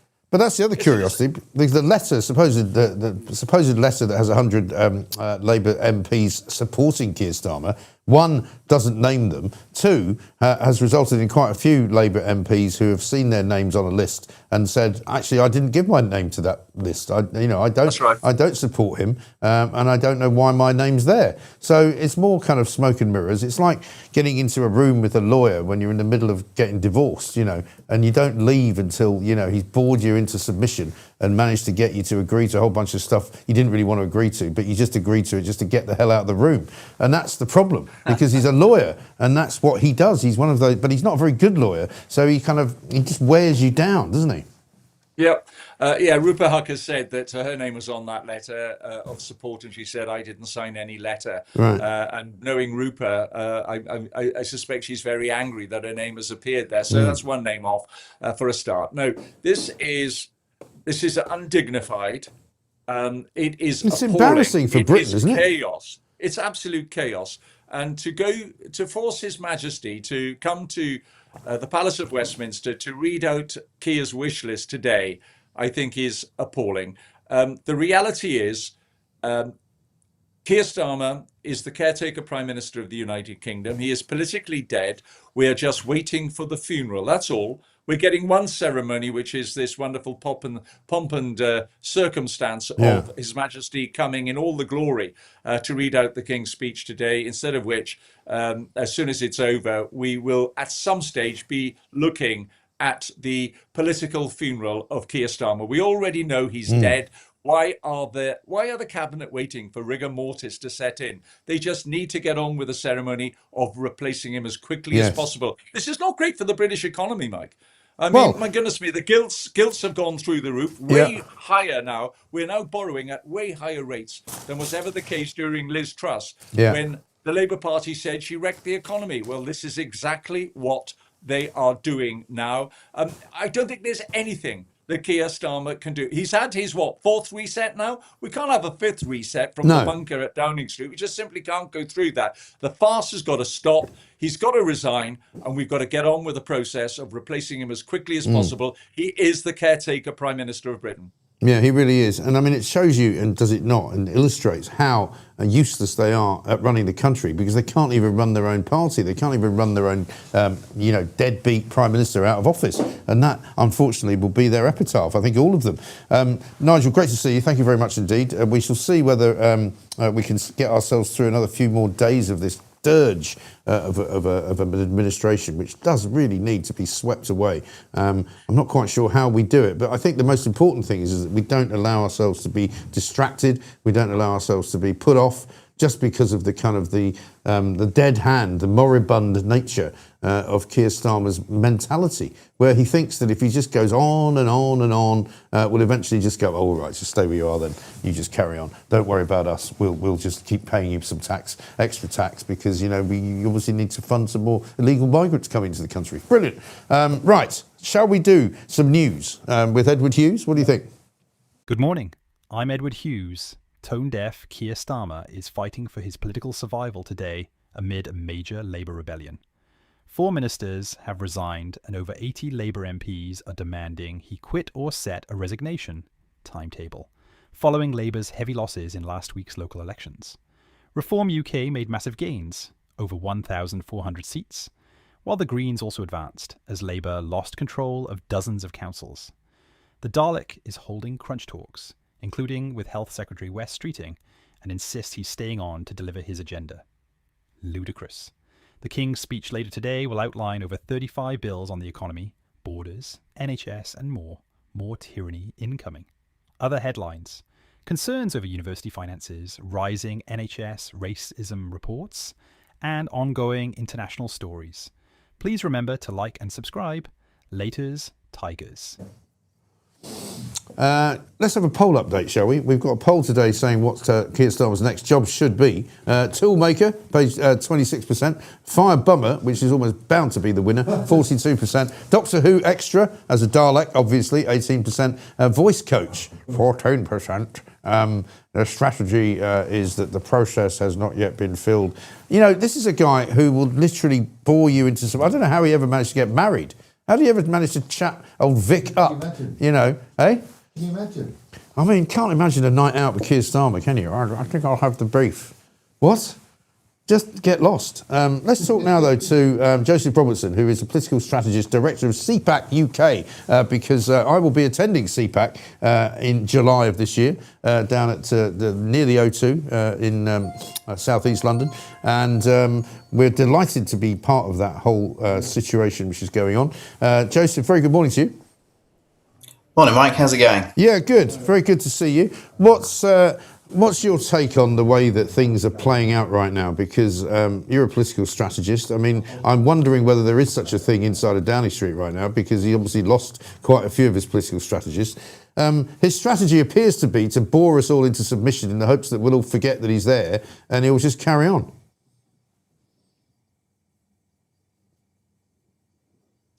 Do we have a frozen face? I think we've got a frozen face. Got a frozen face. A nice tap, though. He's got there. Nice tap.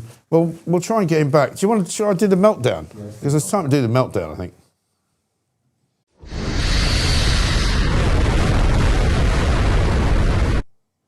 The more I look at the way the media has been covering this story, the more it looks as if we're all in a rather bizarre episode of The Thick of It. Now, that's the show that Armando Iannucci came up with, which was a brilliant piss take, if you like, of the way that government works, the way that civil service works, the way that all of these kind of apparatchiks run around ministers, run around the Prime Minister. The other great show, of course, was Yes Minister and Yes Prime Minister. But we're now almost in that territory, right? Yesterday, I'm going to play you this again because we played it a bit earlier. Yesterday we had the rather ridiculous spectacle of loads and loads and loads of journalists, supposedly very experienced journalists like Beth Rigby, like Robert Peston, like Chris Mason from the BBC, all standing around outside 10 Downing Street waiting for people to come out to ask them questions about what happened while they were in there, right? But this is what Beth Rigby did when James Murray appeared out the door. They went to try and talk to him, but found that they couldn't reach him. Check it out. James, James, should we go and get James Murray? Yeah. Sorry, I'm tethered.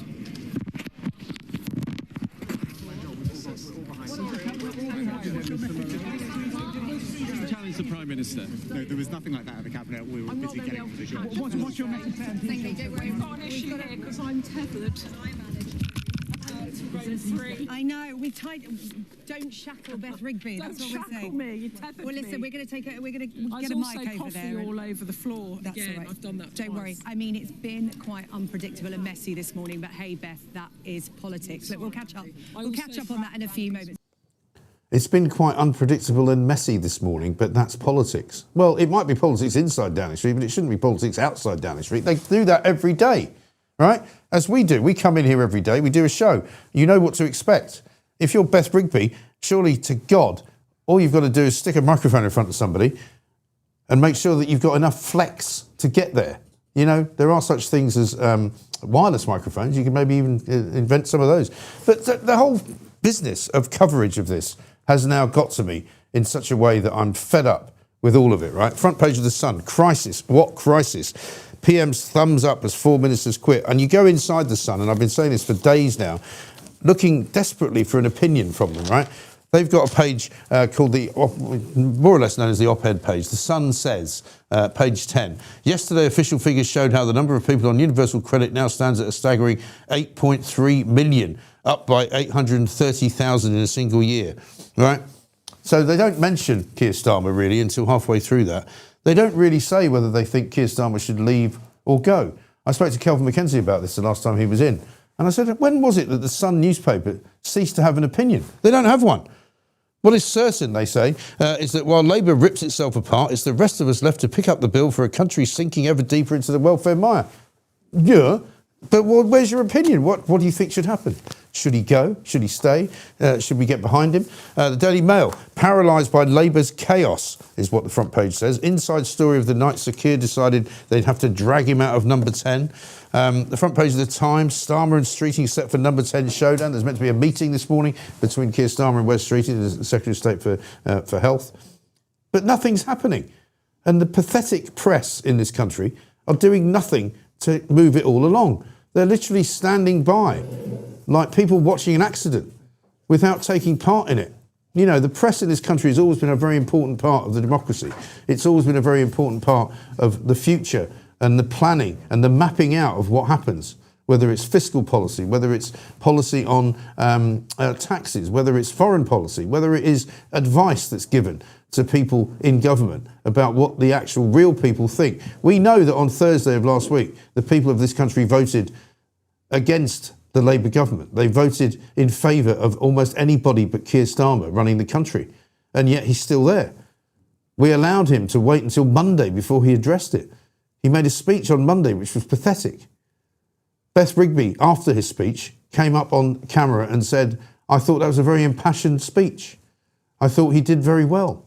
Well, that's not your job to say you thought it was an impassioned speech. One, it wasn't an impassioned speech, and two, he didn't do very well. But unfortunately, the media in this country seems to have become captured by the ability to only want to please their political masters. They don't seem to want to upset them. They want to be invited onto the Prime Minister's plane when he goes on his next foreign jaunt. They want to be invited to the Downing Street Christmas party. Well, that's not where they should be. They should be outside chucking eggs at it. They should be outside picking holes in what he's doing. They should be outside demanding that he comes out and speaks to them and promising they won't go away until he does. That's what they should be doing. They should be representing the people of this country, not the bleeding politicians. And that's where it's all gone horribly wrong. And that's my meltdown for today.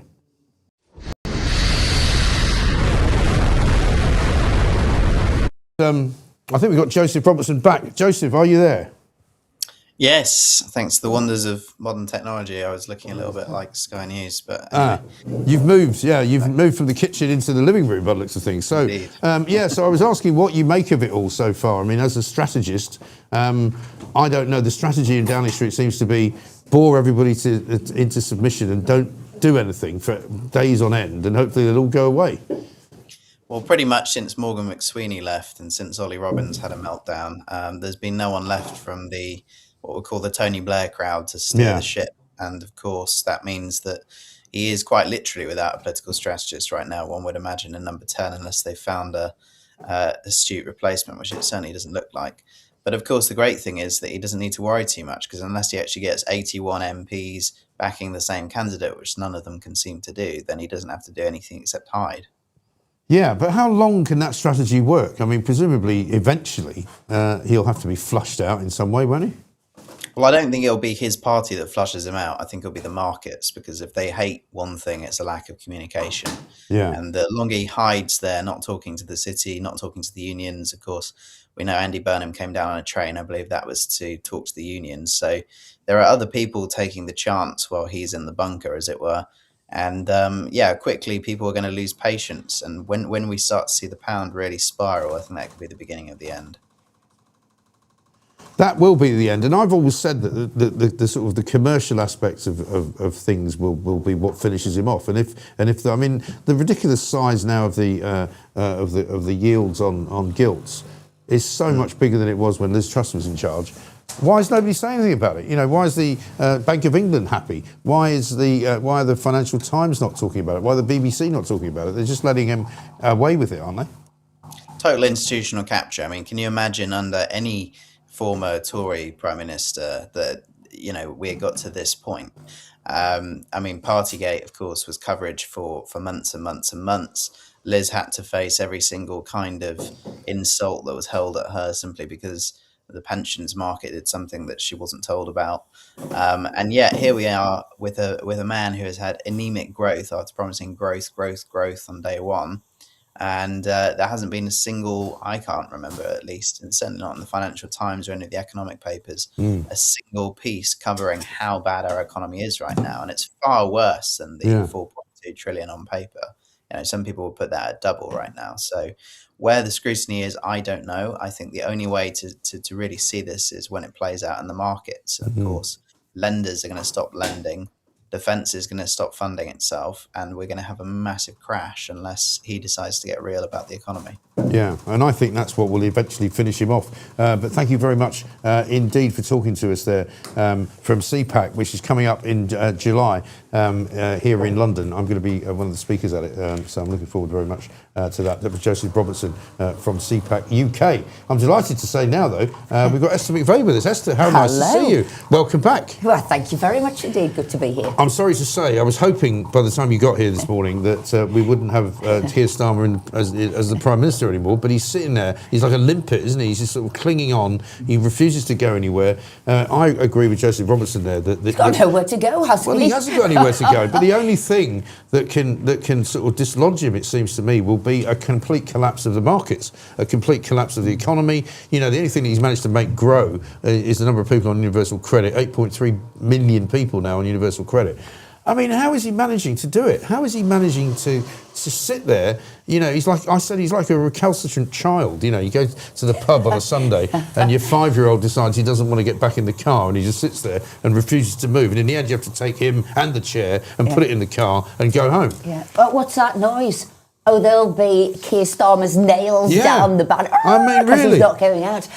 Now, Wes Streeting just went in at 8:30. He's obviously gone in with the crowbar and he's trying to get him out. Right. But it's why doesn't he just threaten to throw him under a train or something? Yeah, well, the thing is, this shows their weakness, though, doesn't it? It shows, you've got somebody there who's got a sort of a pathological vanity, Keir Starmer. Yeah. He thinks that he is the only person who can do this job. Yeah. He's got the ego the size of a small planet. Yeah, I don't know why. I don't know why. Yeah. And so he's not going anywhere. And then his cabinet and every other MP there seems to be so weak and just allowing this to happen around them. And the only person who did stand up, Catherine West, who went out to sort of shake everybody up and say, this cannot carry on.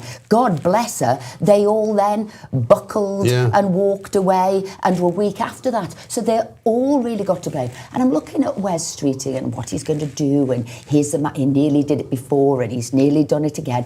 He's losing a lot of his support now because they realise he talks the talk but actually can't walk the walk. Right. And this pantomime again, walking in at 8:30, he loves the cameras, he might be a showman, but he can't actually finish the job. Well, also, again, like many of these Labour politicians, he's got this reputation. Thank you for my coffee, I needed this. Not at all. Yeah, absolutely. So there's a heron on there. By the way, I saw a heron yesterday, Peach. I didn't tell you.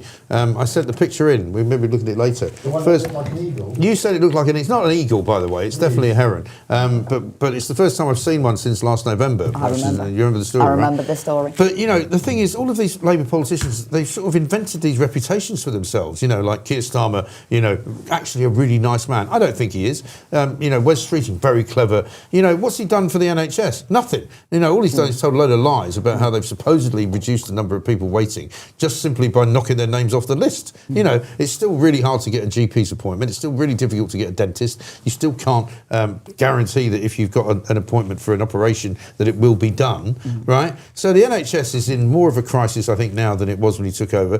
What right does he even think he's got to be in the running to be Prime Minister? Well, it's because there's sort of lack of there isn't anybody anyone else there. But the chaos in which Starmer is being removed is just like the chaos that he's run the country. So it doesn't surprise me it's going to be like this. And Lord knows for how much longer. It also sort of reinforces why Labour so infrequently in office because they can't actually run the country. No. They're great with words, and I see them give their speeches, and I see them sort of offer things, and they are like snake oil salesmen offering the world, but they cannot deliver it at all. No. Well, his speech the other day was dreadful, wasn't it? It was Where he talks about, embarrassing. let's make Britain fairer. Well, why? What do you mean make it fairer? What? So take all the money from the people that have got money and give it to all the people that haven't got any money who don't want to work. That's not fair. But these are all the platitudes that they come out with that sound great, that get an applause, and then you say, oh, can you convert that from words to actually meaning something? What is it? No, it isn't. And at the end of the day, it's just whichever mugs are left working in the UK are working like double as hard to pay for a whole load of people who've decided we're not going to work at all. Getting round London now is a nightmare. One of the best cities in the world, which everybody loved. The reason I came down to London, it was because, you know, I'm not saying the streets were paved with gold, but it was exciting, there was things going on. It is a disaster. It is it's a dump now, isn't it? It is a dump. It is roadworks. It is everywhere closed off. And shops shutting down. I mean, I've got a local sort of shopping centre where about half of the shops have shut down. And there's a big supermarket and there's a couple of sort of, you know, chemists. But aside from that, 50% of the actual shop fronts are closed. Yeah, and it's what I think, you know, you were saying before I was listening and I was laughing and I agreed with you, like Keir Starmer's trying to bore us all into submission. I'll bore them, I won't go anywhere, I'm just going to sit here rigid. He is like a robot, he's got nothing more to offer, this big lump in number 10. But equally, there's a definite them and us now. They're bolted up in, you know, 10 Downing Street, or they're in an armour-plated car driving around. They've got the roads closed. They don't really meet with everybody. And that's what I feel. He is separating himself out. And this is like dictator Starmer. This is what I'm going to do, even though I don't know what I'm going to do. In fact, his great solution is, let's take us back into Europe. Again, I don't have to do any work. I will make us all dependent on a greater body, which is, well, when I say greater, I mean bigger, I don't mean better, a bigger body who can tell us what to do. And that's all he's about, really. And that's the thing. And if he did actually go out there, and because he was actually warned not to, wasn't he, during the sort of the run-up to the elections last Thursday, they said to him, go to Armenia, go anywhere, just don't go anywhere in Britain, because you'll get booed. The chance of, you know, Keir Starmer's we've got to be very careful now. If you take a film crew anywhere or a radio crew anywhere, because that is being chanted everywhere, it is. And you've got to stop, as it were, the broadcast or apologise profusely for the words. I don't really know why you should, because this is what people think. And I think, Starmer, how many different ways do you have to hear that we don't want you? Whether it's chanting at football, chanting at the darts, you going down the road, you being turfed out of a pub, your MPs banned from pubs. How and much also more? All the and councillors, the elections. all the councillors being kicked out. And this is what I'm saying. You know, if you went around the country and asked people what they thought and how they felt, you know, we did a live show last Wednesday in the Shepherd's Bush Empire. Yes, I saw. And the people there were all of sort of one mind. They didn't all agree on everything politically, but, you know, they know what they want. They talk about common sense. They talk about, you know, sorting out the immigration Labour problems. doesn't agree with common sense, no, by they the don't. way. No, because common sense is sort of the collective wisdom of the people. Right. Over a period of time, you've done this job for ages, you know this will and won't. Right. Oh no, Labour doesn't like that. And I remember when I became sort of the cabinet minister, and then I was nicknamed Common Sense, and the vitriol, the viciousness and the nastiness from the Labour Party, because they don't agree with it. They sort of mock it, and I thought, gosh, well, if they think only it's had a little right-wing, bit. don't they? Well, they think the state knows best, so you can't have the knowledge of the people. We need to get rid of that. We need to somehow diminish that in one way or another, because it's the state and Starmer who knows best. We know what's good for you, that kind of idea. But I mean, look at one of the stories of probably the most ridiculous story I think I've seen in quite a long time, when it became clear that the Department of Work and Pensions is going to give you extra benefits if you've got more than one wife. You know, and you kind of go, sorry, I thought bigamy was illegal, right? One, I can't imagine why you want more than one wife. I mean, I've had wives, and you know, one is more than enough. Well, not at one time is what you're saying, so you might have them in succession. But this is the thing. But I mean, clearly, obviously, pandering to a particular community of people who think that you can have multiple wives, and encouraging them not to go to work, encouraging them to have more wives and more children, so that we can subsidise them. It's insane. Yeah, I mean, the whole thing is a nonsense. Yeah. But the worst thing they did was remove the 2-child cap, yes. right? So you could look at it another way. You say, okay, we won't support all of your wives, etc., etc.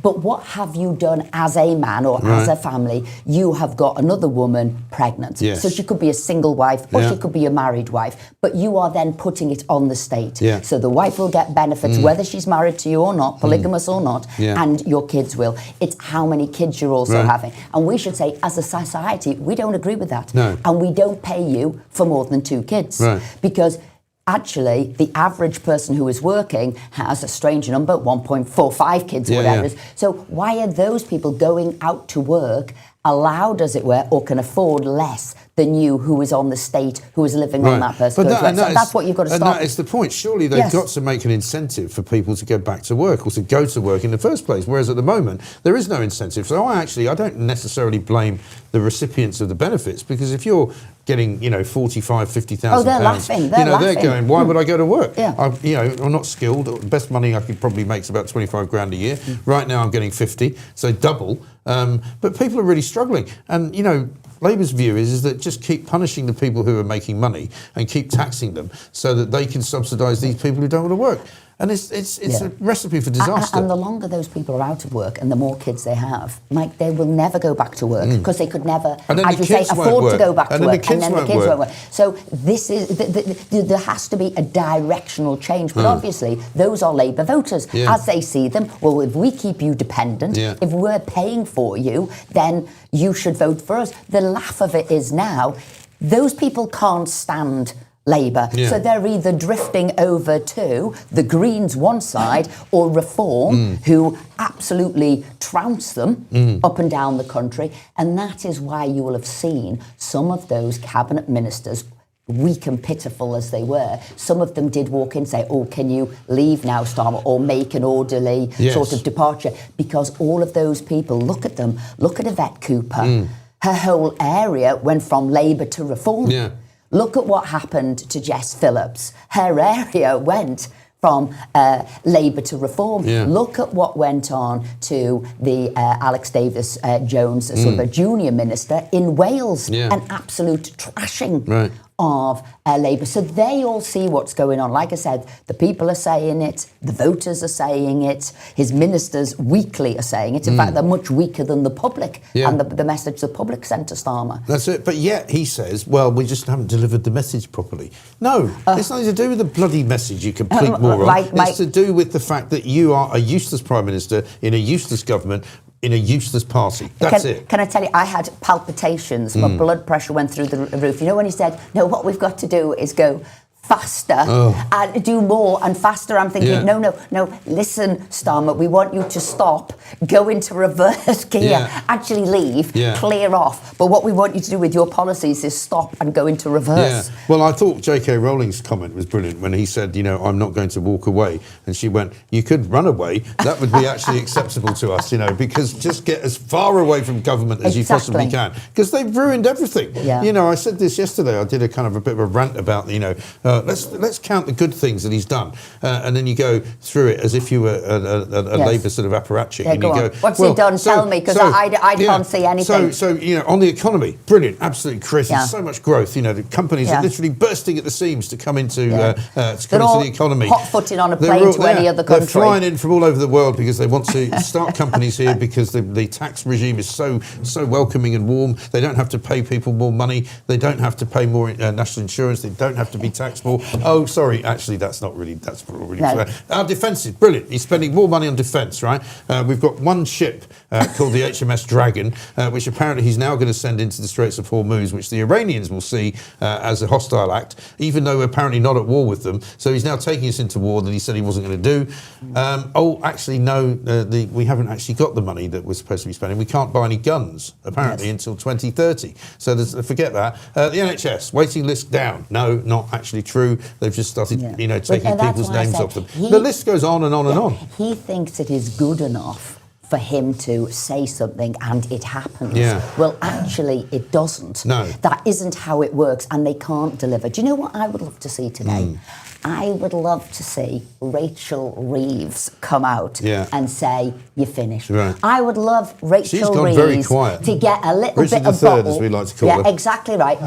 I would love her to get, because she actually could see him off. Yeah. She could also get some credibility back. Right. All she needs to say is, "Do you know what? I wasn't as bad as you all think. You all think I'm Rachel from accounts. You all think I'd count on my fingers and have to get an abacus out. And Gordon Brown's been in to teach what's he me doing, by the way? That's an embarrassment You as well. No more resets and no more dragging up the ghosts of Labour past is going to help him. But obviously that's another insult to Rachel Reeves. You can't do it, so I've brought in Gordon Brown. Now, she needs to come out and she said, "You know what, it isn't me.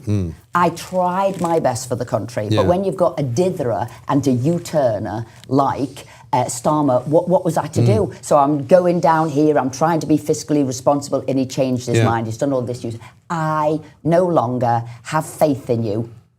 Keir Starmer, go. And do you know what? But Her I thought credibility would go up. But Shabana Mahmood was supposed to do that yesterday. It didn't happen. Yvette Cooper was meant to do it. It didn't happen. But that's why they're all spineless, and all of this talking tough from Shabana Mahmood. I've never felt that was the truth. Because remember, only a couple of years ago, immigrants welcome here, was it? Refugees welcome. Do you remember? So I've never thought that. They're all a bit sort of sly and haven't got the bottle to deliver, because that was meant to be a private meeting. Between Shabana Mahmood.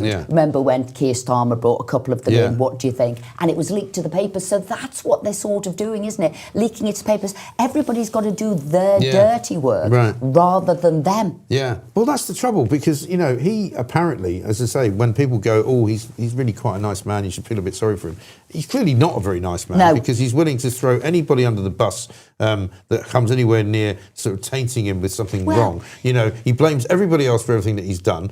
Look at the Mandelson stuff. Nobody told me, this happened. Nobody said. I didn't know. It's like McCafferty, never there. Exactly. Either you don't know what's going on because you're so stupid that nobody tells you, or you're just a liar. I think he's a liar. Oh no, the truth of the matter is, Keir Starmer said this. Again, he didn't think much to the current Labour crop, which seems to be the case. So he thought he had to bring in Mandelson, somebody who could do the job, because obviously he doesn't think any of his MPs can. A bit like he's brought Gordon Brown back and Harriet Harman. It obviously is an insult to everybody there. So he said to his advisors, and he said to the civil service, "I don't care how you do it, but Mandelson will be doing it." So there was an element of truth. He would have done this. I don't want to hear anything. Don't tell me. I want him in a job. That's why it went sort of through. That's why he made the King announce it, because it'd be all too embarrassing.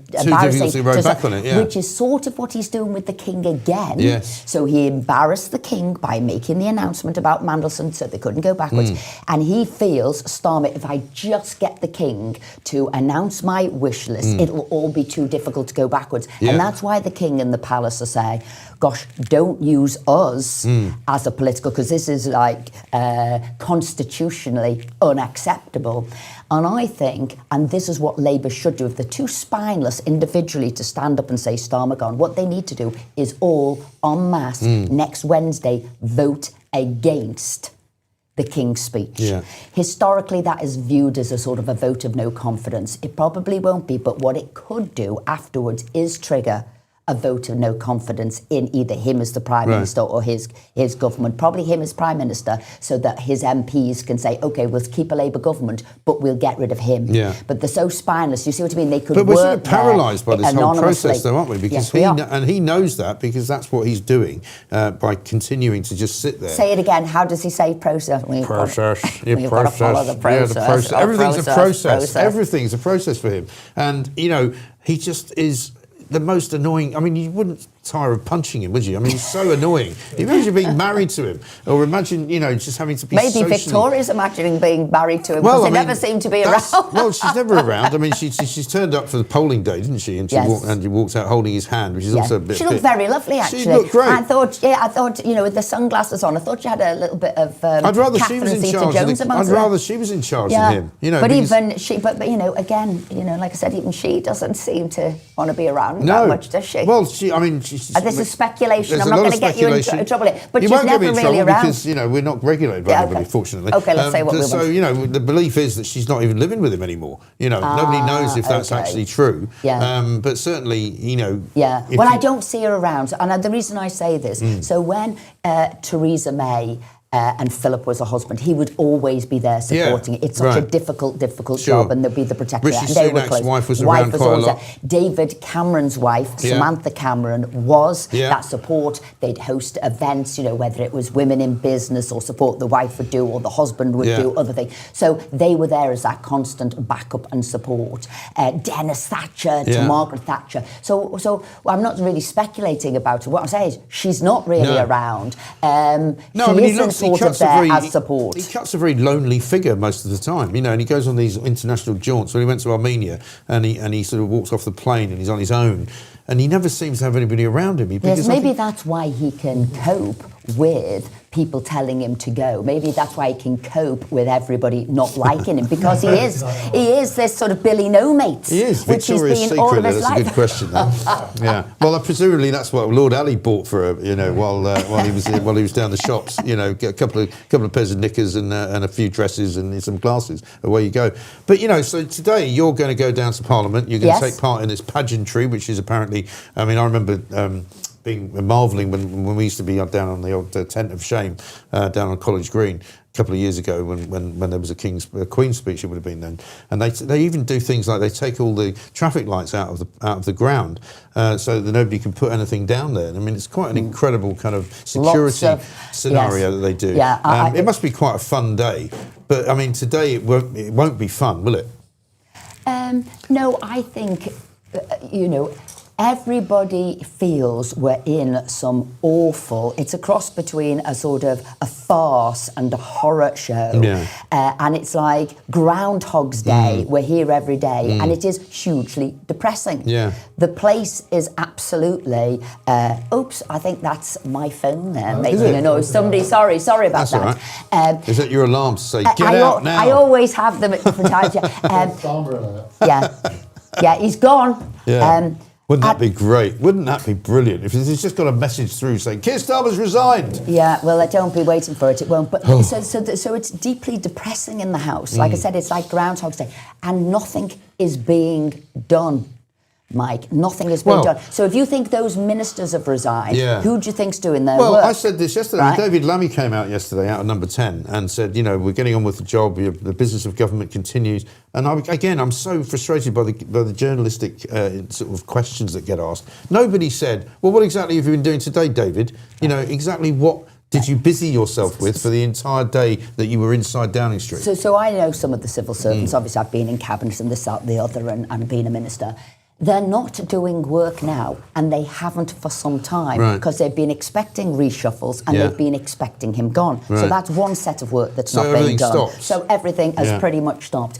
Equally, if you think all we've done day after day after day was the Mandelson debates, the humble address debates, urgent questions, that means you're not moving forward and doing everything. You've got everybody preparing your paperwork for survival. So the whole of the country at the moment, the civil servants, ministers, etc., are just stood behind Starmer, saving him. Not saving the country, not running the country, not doing anything. They are literally just getting him through day to day. I went to see a minister yesterday and the whole place was deserted. Nothing was happening. So that's shocking, isn't it? It's shocking. So, and on a tiny note, so we were all talking about what's happened. The FTSE 100 has sort of gone down. Gilt prices have gone through the roof. The pound has weakened. We can see that. But on a separate issue, I'm working with a woman, Jean Taylor, who set up Families Fighting for Justice. Her daughter was brutally and savagely killed. Her body was then dismembered and concealed. We're getting the law changed, right? The woman who was helping us do this, working with the Law Commission, was Alex Davis-Jones. Right. She's no longer there. Right. So all that we're doing now has collapsed. Yeah. So just on a tiny, if you just see that as just a tiny instance, this is what's happened across all government. Nothing is happening. No. And that is a shocking kind of dereliction of duty, isn't it? No, it's a disgrace. And I said this the other day, you know, who's actually running the country? Because all they're doing is getting themselves involved in this psychodrama. You know, Wes Streeting today won't be doing anything for the NHS. He won't be doing anything in his job at the Department of Health. I mean, there's a story here about daily weight pills could keep millions disease-free. Some suggestion that the NHS is going to start giving everybody diet pills. Well, you know, we shouldn't be doing that. That's not for us to pay for. You know, we should not be giving millions and millions of pounds. Oh, hang on. Streeting leaves number 10 after just 16 minutes with Starmer. Health Secretary was expected to challenge Securo his plan to rescue Labour. The PM continues to cling on. Well, 16 minutes doesn't sound like long, does it, with Starmer? I mean, he wouldn't have finished one sentence. Well, look, there's a couple of things. What did he go in there to do? Yeah. Right, like he says, I'm doing this at the NHS. No, he's not. He only needed 90 seconds to say, Starmer, I'm going to challenge you today. I'm going to come out and say, I'm out of courtesy. Today's the day. Out of courtesy, this is it and this is what I'm doing. Right? Or he didn't need to do it at all. He sent all of his other PPSs and all of his other people who were supporters over the hill, as it were, to die on a cross for Wes Streeting, and he hasn't come out. So he didn't need to be there long. But did he do anything when he came out? No. Like yesterday, he came out 10 down, and didn't speak to anybody, just walked away. You know, he isn't as good as he thinks. No. He hasn't got mental agility. No. He hasn't worked out what he's going to do. No. And that's why this lump of lard can remain in number 10. Well, you wouldn't give any of them a job, would you, if you were running a business? You would not go, Keir Starmer, there's a good guy. I mean, he's not even a decent lawyer. You know, I know plenty of lawyers who are better than him. I tell you what I would do. I'd be checking out the CVs. I'd definitely be ringing up the referees to say, hang on, did they do that job? Are they really qualified? And, you know, that's what I'd be doing for sure. I know. I mean, it's all your fault. You know this, don't you? Oh, please because you do not let them say win that. the bleeding election. No. Because the Tories were so useless. I'm sorry, not you personally, but the Tories as a collective were so useless that it was anybody but them. Also, I would like to say, can people take personal responsibility as a Conservative? Right, you voted for whichever way you did. Yeah. Now, to me, so this is where I will agree with you, to me, my party was not Conservative enough. No. I went back into Cabinet I was hoping it was going to be longer, but it was only 6 months. We did an early election to see what we could shore up. And to be fair, people will look back in history, and Rishi Sunak was much more conservative than other Prime Ministers, Theresa May, Boris Johnson, and he did start to put things in process. So he put, you know, the Rwanda bill in place, and on the front of the bill it said, you know, irrespective of what the ECHR says. So he did that. He started to reverse the net zero, push the timeline out. He stopped HS2. He stopped the dependents coming into the country with legal migrants. So he started to do stuff, but not enough. And for too long, things had got out of order. A lot of it through lockdown, a lot of it through these sort of one-off occurrences. So do I wish my party had been more conservative enough? Do I wish, like me, they'd stood up and said no to immigration? Boris was the disaster on that. And that's why I no longer was in Cabinet with Boris, because I stood up to him about benefits and immigration disaster, right? But the country has fundamentally shifted to the right, saying this is not working anymore. This is not, and we see it and we are upset. And so do I. I'm back in Liverpool all the time. I'm back in Manchester as well as, you know, where I am in Cheshire. And the people are ahead of the politicians and they are saying, get a bit of steel, sort out the immigration, stop those illegals coming in, stop paying for people who are here, because we as the British people have had enough, whether it's culturally, whether it's the protests on the street, whether it's us like Muggins paying in for people who were taken out and not paying in, right? So the Conservatives need to. I do believe Kemi is. I think she is setting the path. But the public spoke. Reform did brilliantly at those local elections, as I predicted. And in areas that were solid Labour, St Helens, Wigan, Bolton, all the places around me up north. And the polls continue to put them ahead by quite some measure of everybody else. So I agree and unite the right. Because I tell you what would horrify me, and I see it happening, is an alignment of the left Labour, Lib Dems, and Lib Dems would jump into bed with Labour in a blooming nanosecond, in a New York second, right? Them coming together and Labour getting back in again. If the right split, we cannot, there'd be no country left. I know. So we all have to say, bit of common sense, we've got to get our focus is getting rid of socialism and Starmer. Thank God. Somebody's got to do it, because otherwise I'm not going to be able to live here any longer. I'm going to have to move. I'm just going to have to emigrate. So where would you go to? So would I have to go over to where, the south of France, to do the Something show? like, yeah, you might. Well, I'm liking the sound. I'm liking. You might be this. persuaded. I'll do a week. More than likely, I'll do a week for you, not just a day. Might be a tax haven. Might be like Nevis or somewhere in the Caribbean. Could be that. Would that be my fee? Would be so huge for that morning that I would need a tax haven to go. I'm sure it could be. Sure it could be arranged. Anyway, Esther, great to see you. Okay, go on. Couple of super chats. This one from Richard. Esther, everything I desire in a woman. Intelligent, resourceful, funny, beautiful, sexy, tough. Wow. Have you got his telephone number? Calm down, Richard. Have you got the She's a telephone married number? woman, you know. Keep up the good work. Another one. Did a photo Esther, come with that? Have I got a CV? Oh, this is a good one. Can you do Plonk of the Week? Would you come in and do Plonk of the Week, where we have a bit of a wine tasting scenario? Yes. Would you do that? Bit of fizz? Can I? Oh, yes. Can I put in my request? You can. Well, we have a guy that comes in who we call Mr. Fizz, and he brings, sparkling wines from various different parts of the world. Sometimes from England, sometimes from France, sometimes from America. Well, you don't need to sell it any more than that. Good. I was there straight away. As soon as you said all right. it. Well, we'll book you in for that. We tend to do it sort of, I guess, midday-ish or something on a Thursday, something like that. If you're around on a Thursday. Yes. Sound good? Yes. Super. Oh yeah, Mark's here as well from Boysdale. He'll supply the wine. Excellent place. Excellent place. Listen, it's all happening. This is the place to be. This is where the fun starts. And you won't get me out of the chair either. I'm like the Keir Starmer of the Mike Graham Show. I'll be here forever. Coming up, we're going to be speaking. Well, hang on. Things just falling out. My Jeff Banks is here. I know. Who's got plenty to say about. I'm a huge fan. Yeah. Huge fan. What a guy, right? Yeah. Always worn his clothes. Have you indeed? Oh, I couldn't afford them, frankly, but there we are. Oh no. Very good. Very good. Well, Jeff's here. We'll Brilliant. get some news as well with Edward Hughes. Marilyn Hawes is going to be around as well. And we're going to talk about AI at some point too. Where is it all going? Let's get some news with Edward Hughes. Good morning. I'm Edward Hughes. Tone-deaf Keir Starmer is fighting for his political survival today amid a major Labour rebellion. 4 ministers have resigned and over 80 Labour MPs are demanding he quit or set a resignation timetable, following Labour's heavy losses in last week's local elections. Reform UK made massive gains, over 1,400 seats, while the Greens also advanced as Labour lost control of dozens of councils. The Dalek is holding crunch talks, including with Health Secretary Wes Streeting, and insists he's staying on to deliver his agenda. Ludicrous. The King's speech later today will outline over 35 bills on the economy, borders, NHS and more. More tyranny incoming. Other headlines.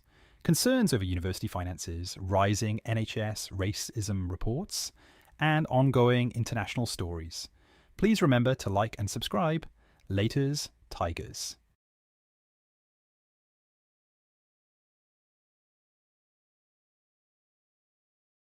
Okay. Are we ready? We're back. We're back. Welcome back. The Mike Graham Show continues. It's 9:10, almost 11 minutes past 9. I'm delighted to say we're joined by the icon, who is Jeff Banks. Jeff, very good to see you. Thank you for that. And you're looking very dapper as well. I woke up this morning and I thought, Jeff Banks is coming in. I better make sure I wear a decent tie and a jacket. And so I was going to ask you what you think. What do you think of this this sort of ensemble? Do you think the grey works? Do you think it's okay? It's very understated. I mean, do you know, I actually thought, should I dig around and bring Mike a tie as a present? And then I thought he might get insulted. Not at all, no, not at all. But next time, if I get invited back, no, of course, I'll come bearing gifts. Yeah, also, you know, this nonsense of they brought in this thing called here we go. People sent us a load of heron ties because we've got this sort of heron theme. So I sometimes wear one of those. But no, you know, when I started working in Fleet Street, which was many, many years ago, you know, the freebie world was brilliant. You know, you'd get free holidays, you'd get, you know, invited to lunch, and people, you know, you'd put expenses in. I suddenly discovered when I came back from America, back in the sort of 90s, mid to late 90s, they brought in something called the Bribery Act. Yeah. And apparently you couldn't receive anything more than a sort of 15 quid or something like that without declaring it. Because I remember when I used to work at News UK, I was in with the chief, the chief executive. and he was talking to a friend of mine who had worked in Scotland for the Daily Record, and he was now PR for some whiskey company. And I said, "Oh, great!" I said, "Just send me down a case of whatever it was, Johnny Walker Black." And the chief exec went, "Oh no, you can't do that. It's against the Bribery Act." And I went, "What? Sorry." Do you know one of the most stupid situations I ever had? I ran a charity called Graduate Fashion Week for 30 years, which actually brought students from around the country down into London so people could see their work and they could get a job. Right. And we used to regularly have big corporate sponsors that would be lobbing in sizable money. I won't mention the name of the company, but one of them that was actually putting up a couple of million quid a year. Yeah. And the guy who was running it for me, the president, he and we took out the woman that was our main contact for lunch, just to say thank you. Yes. Nothing flash, just to a pub. She insisted on paying for her own sandwich. Really? We couldn't even buy a drink. Wow. And it was like, and how stupid is that? It is ridiculous, because that was always the way that business was done. It was it oiled the wheels of commerce. That's right.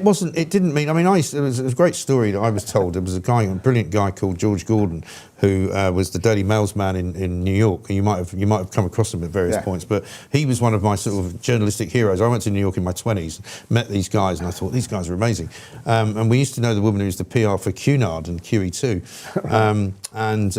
Cunard used to take us all out on the QE2 whenever it was in New York, on a sort of cruise to nowhere, just into international waters where you could gamble, get a load of free stuff and come back. And it was brilliant. And she called him up one morning. She said, "George, having a bit of flack from the boys in London, because we've been looking after you for quite a few years." And he'd been on a few cruises as well, up and down, backwards and forwards to Britain. And she said, "I've had a call from the chief exec this morning, and he's not very happy with the Mail splash this morning." And she said, because the only 3 stories that you've ever written about the QE2 was the one where it was getting refitted in Germany, right, which was apparently a real no-no because it should have been refitted in Britain. The second one, when the engine stalled mid-Atlantic, and you ran that story. And she said this morning, the story that the chief chef on the ship's got AIDS. And he went, "Imagine what it would have been like if you hadn't given me the freebies." And that was sort of, and I used to say to people, "Look, you can spend as much money as you like taking me out for lunch, but I'm not going to write anything nice about you just because you bought me lunch." Yeah. And also, if something terrible happens, it's going to make the paper. You can't, you can't get away with it. I mean, but it's just stopped now, virtually entirely. And it used to be great that you would have these like major events going on. Yeah. It would, as you say, oil the wheels of industry. Yeah. Even though somebody was giving you big hospitality, it wouldn't actually veer you off your course. Right. It's like, somebody's not going to actually change the direction of a company because somebody buys you lunch. It doesn't work. No, it doesn't. But I mean, you must have seen some changes in the fashion business as well, because I mean, the fashion business famously was kind of, exploitative, terrible, young models getting, put into terrible situations, getting hooked on drugs and all of that. I mean, is it different? I mean, do you have to be different now? Is it different now? I think for me, the whole of business is different now. It's everything that you've just been talking about with Esther. It's so sad that once upon a time, when I started in the 60s, everybody wanted a bit of Britain. I can remember going to New York in 65, and everybody wanted to be part of that kind of swinging London, that whole thing. We were riding high. And that's gone on for years. Even 5-10 years ago, when I was traveling backward and forward to China, somebody in China said, "We'd rather fly the Union Jack than the Stars and Stripes." Right. So our esteem was high. Right.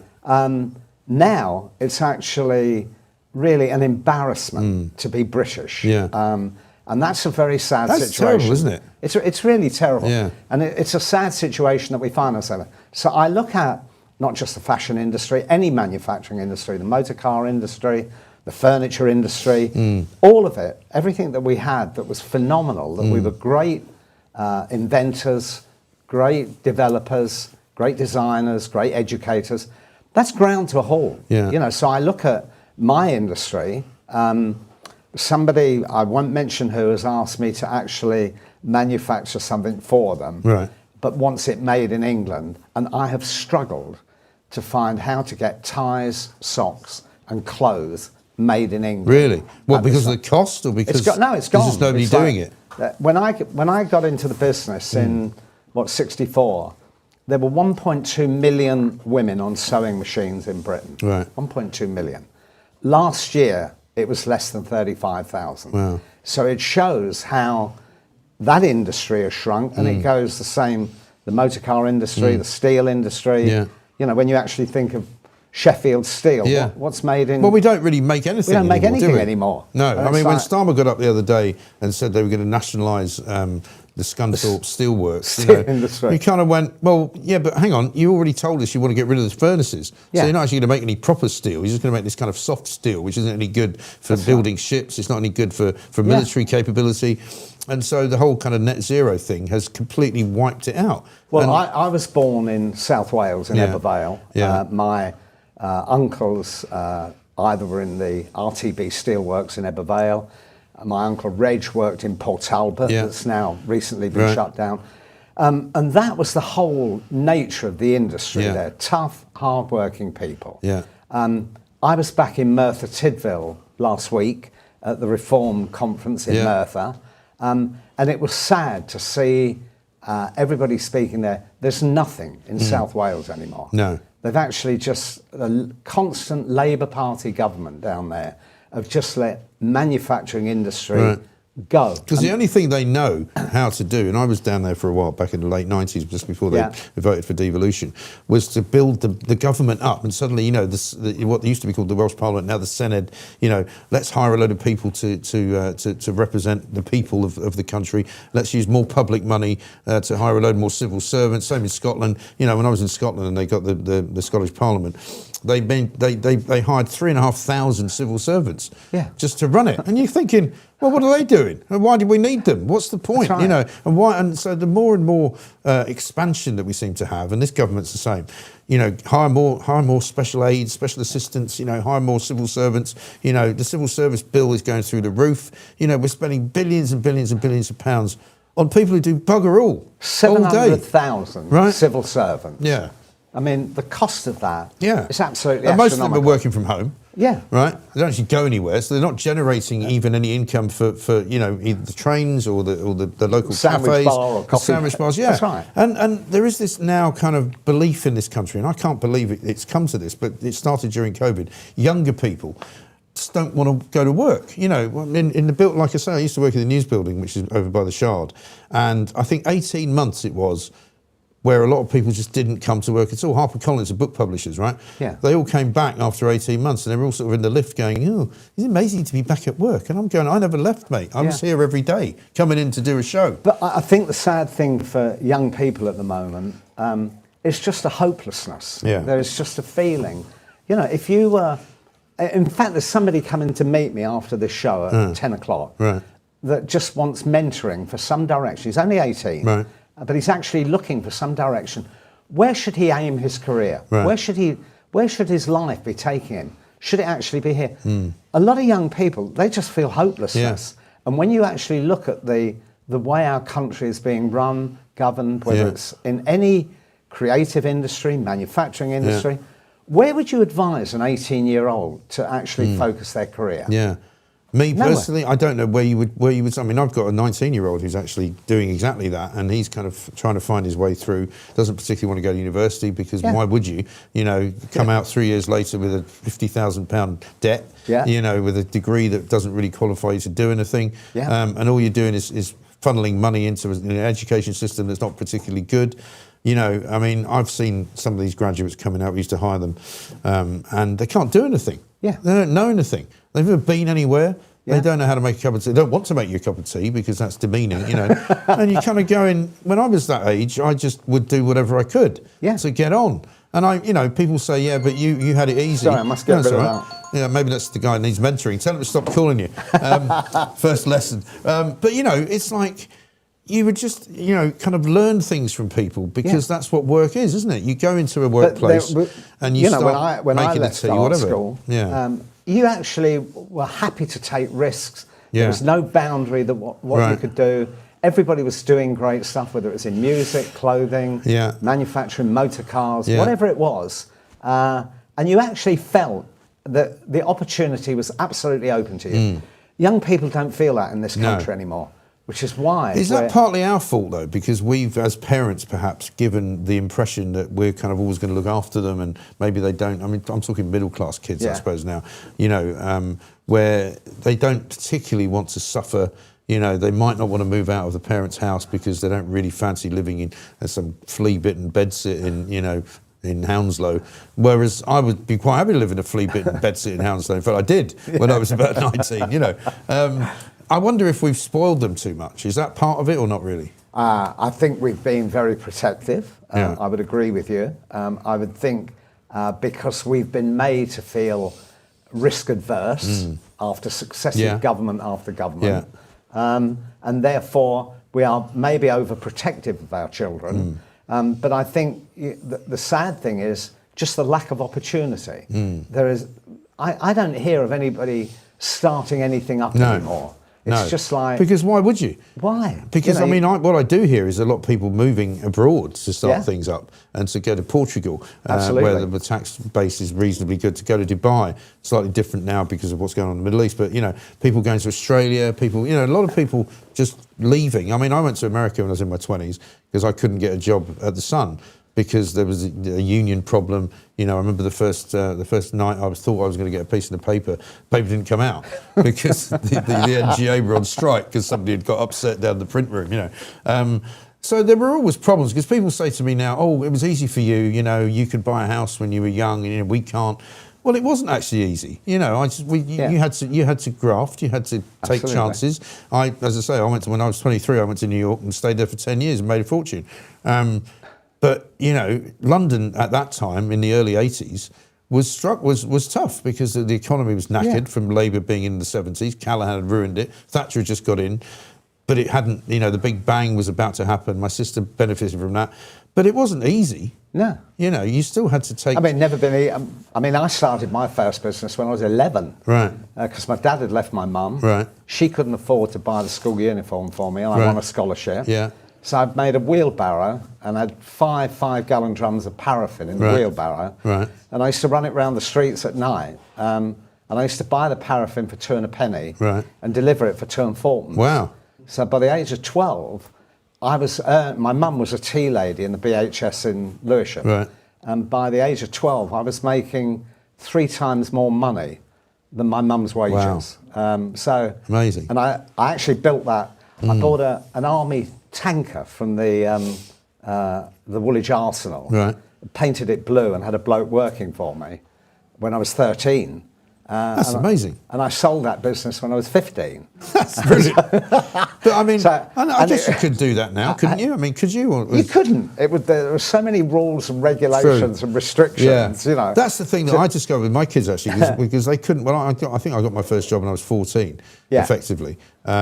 But now you're not allowed to employ 14-year-olds because there's a law against it. That's right. Which is insane, isn't it? And one of the crazy things, this stupidity of this government of actually hiking national insurance, the effect that had, and the net result of it financially was, by doing it, they raised £25 billion. That's what it did. Right. But it actually terminated employment for so many young people that would have actually otherwise been taken on in a fairly low-cost job, but would have given them employment at 16, 17, 18. Cancel all of that. It's done. Yeah, one of my kids was working in the Ritz in Manchester, and all that happened to him was that they cut his hours. Yeah. Because, you know, he was working behind the bar, doing 6 or 7 hours a night, and then they said, well, actually, we can only afford to give you 4 now. Yeah. So he made actually less money. Yeah. And had to go and find something else to do, and it's really crippling. Is this the worst government you've ever seen, do you think? What's the what? Is this the current government that we've got? Is it the worst government you've ever seen? This is the first experience that I had of things being so bad. Yeah. I just find the atmosphere depressing. I think people on the street, there's no excitement, enthusiasm for what they want to do. And, you know, we've been through some dodgy governments in the past. I mean, you know, I can remember, like, you know, Ted Heath in 74, the 3-day working week. Yeah. The lunacy of that. That was mad, yeah. I try and tell my kids that we used to spend, we had an hour in the morning with electricity for breakfast, and an hour in the evening. The rest of the time we sat around in candlelight talking. Well, do you know what? And they were like, what? In my office at the time, we used to have car batteries on every sewing machine with a wire, with a car lamp bulb on the top, so that women could sew. Amazing. It was crazy. Yeah. But even then, there was a spirit that we could actually get through it, and we could do it, and we could overcome it. And people swallowed it, and we actually came out the other end. I don't get that feeling at this moment in time. I think when I look at what's going on with this government and this man that refuses to actually be a gentleman and say, enough is enough. I know. I should Shocking, isn't it? I should be a gent and step down. Yeah. I should do the right thing. Yeah. And he just hasn't got the backbone to even be a gentleman. No. And I find that's so frustrating. It is. Because you don't know what to do you? It's like having a sort of a lodger who you can't get rid of. And you go, look, mate, you have to go. That's and right. they just keep coming home. And he's still there. And they're still there. And you just go, I had a girlfriend like that once, and I was like, can you just leave? And she wouldn't go. The problem is that he's just so entrenched, and the cabinet and the people that he's built around him are actually so weak. None of them have actually got the bottle to front him up. No. This Streeting now. I know. Well, he had 16 minutes with him today. God Yeah. knows what he said. He probably didn't But say the anything. prospect of this guy becoming Prime Minister, what has he actually done? He went to Cambridge, never had a proper job, wrote articles for like Labour newspapers. He's running the NHS. The NHS has got He's got some connection with the Cray brothers, isn't he? Hey? He's got, which is about the only interesting thing about him. He's got some connection with the Cray twins, apparently. Really? Yeah, I think he's sort of distant relative. The only connection I had with the Cray brothers was that the man that made their suits made suits for me, Alf Harley. I was going to say, did they buy Ted Banks suits? Huh? Not Ted Baker. Not Ted Baker, sorry. No. Sorry, me Jeff, not Jeff, Ted. Sorry, Okay. Jeff, yeah. No, I know, but I'm surprised I didn't buy Jeff Banks suits. He was called Alf Harley, and he had a tailor shop in the East End, and one in Berwick Street. Yeah. And I used to get my suits made there when I was 17, 18, and actually became very good friends with his son, and we went into business together. So that was my vague association with the Crays. Yeah. And did you meet them at any point? I never met them, but we used to go to a pub called the Ironbridge Tavern in Whitechapel on Friday night, and the Crays would be in the back room, and it used to be exciting just to be in the same bar as them. So there was a slight frizz-on would run through everything. Just to see Ronnie and Reggie out when the they back. went in a blind beggar. Yeah, right? I never met them. Fascinating. Yeah. And I've got to ask you about Harry and Meghan, because I noticed you've what? about Harry and Meghan over in America, Yeah. because I've noticed you've said things about them in the past, and I just wanted to get your view on the lovely couple as they are. Again, I think it's a complete embarrassment to this country. I think Harry has been led astray by Meghan. I think it was a setup. I think there's a lot that's going to come out about her past. Yeah. I think she got engineered into the situation by this guy Marcus from Soho House. Yeah. It seems that this supposed introduction that just happened was not real. There was a lot of planning went on behind that. And then we've ended up where I think they're a pair of grifters. That they're just really, she particularly, is out to make as much money as she possibly can, use the royal title, denounce the royal family en route.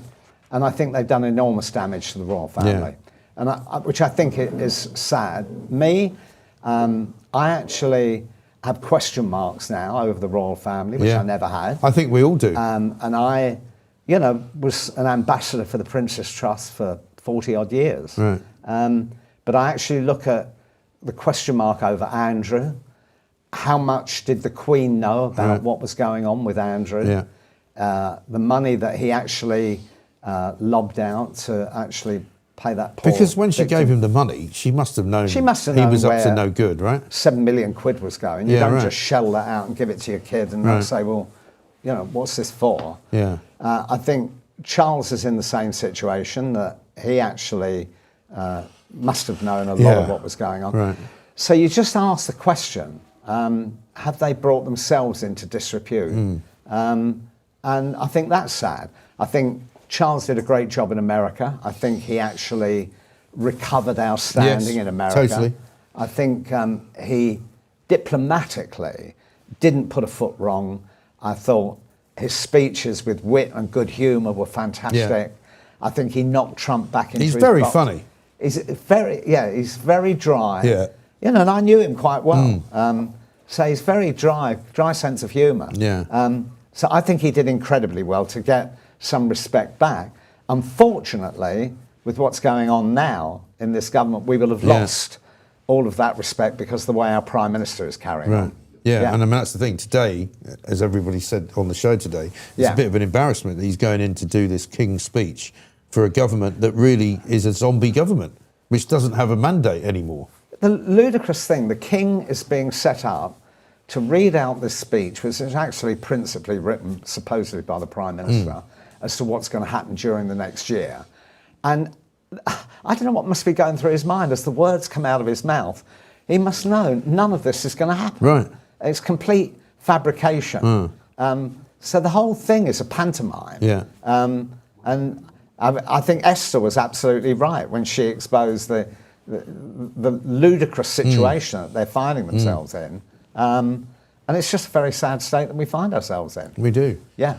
Well, Jeff, it's been delightful to see you. And I hope you, thank you very much. I hope you'll come back. I hope I get asked back. You will get asked back, definitely. And brilliant to have your views on all sorts of things, because we'd like to think anyway that we do sit and talk about stuff, but we kind of try and at least expose a few things and maybe get people to think about how we can make it better.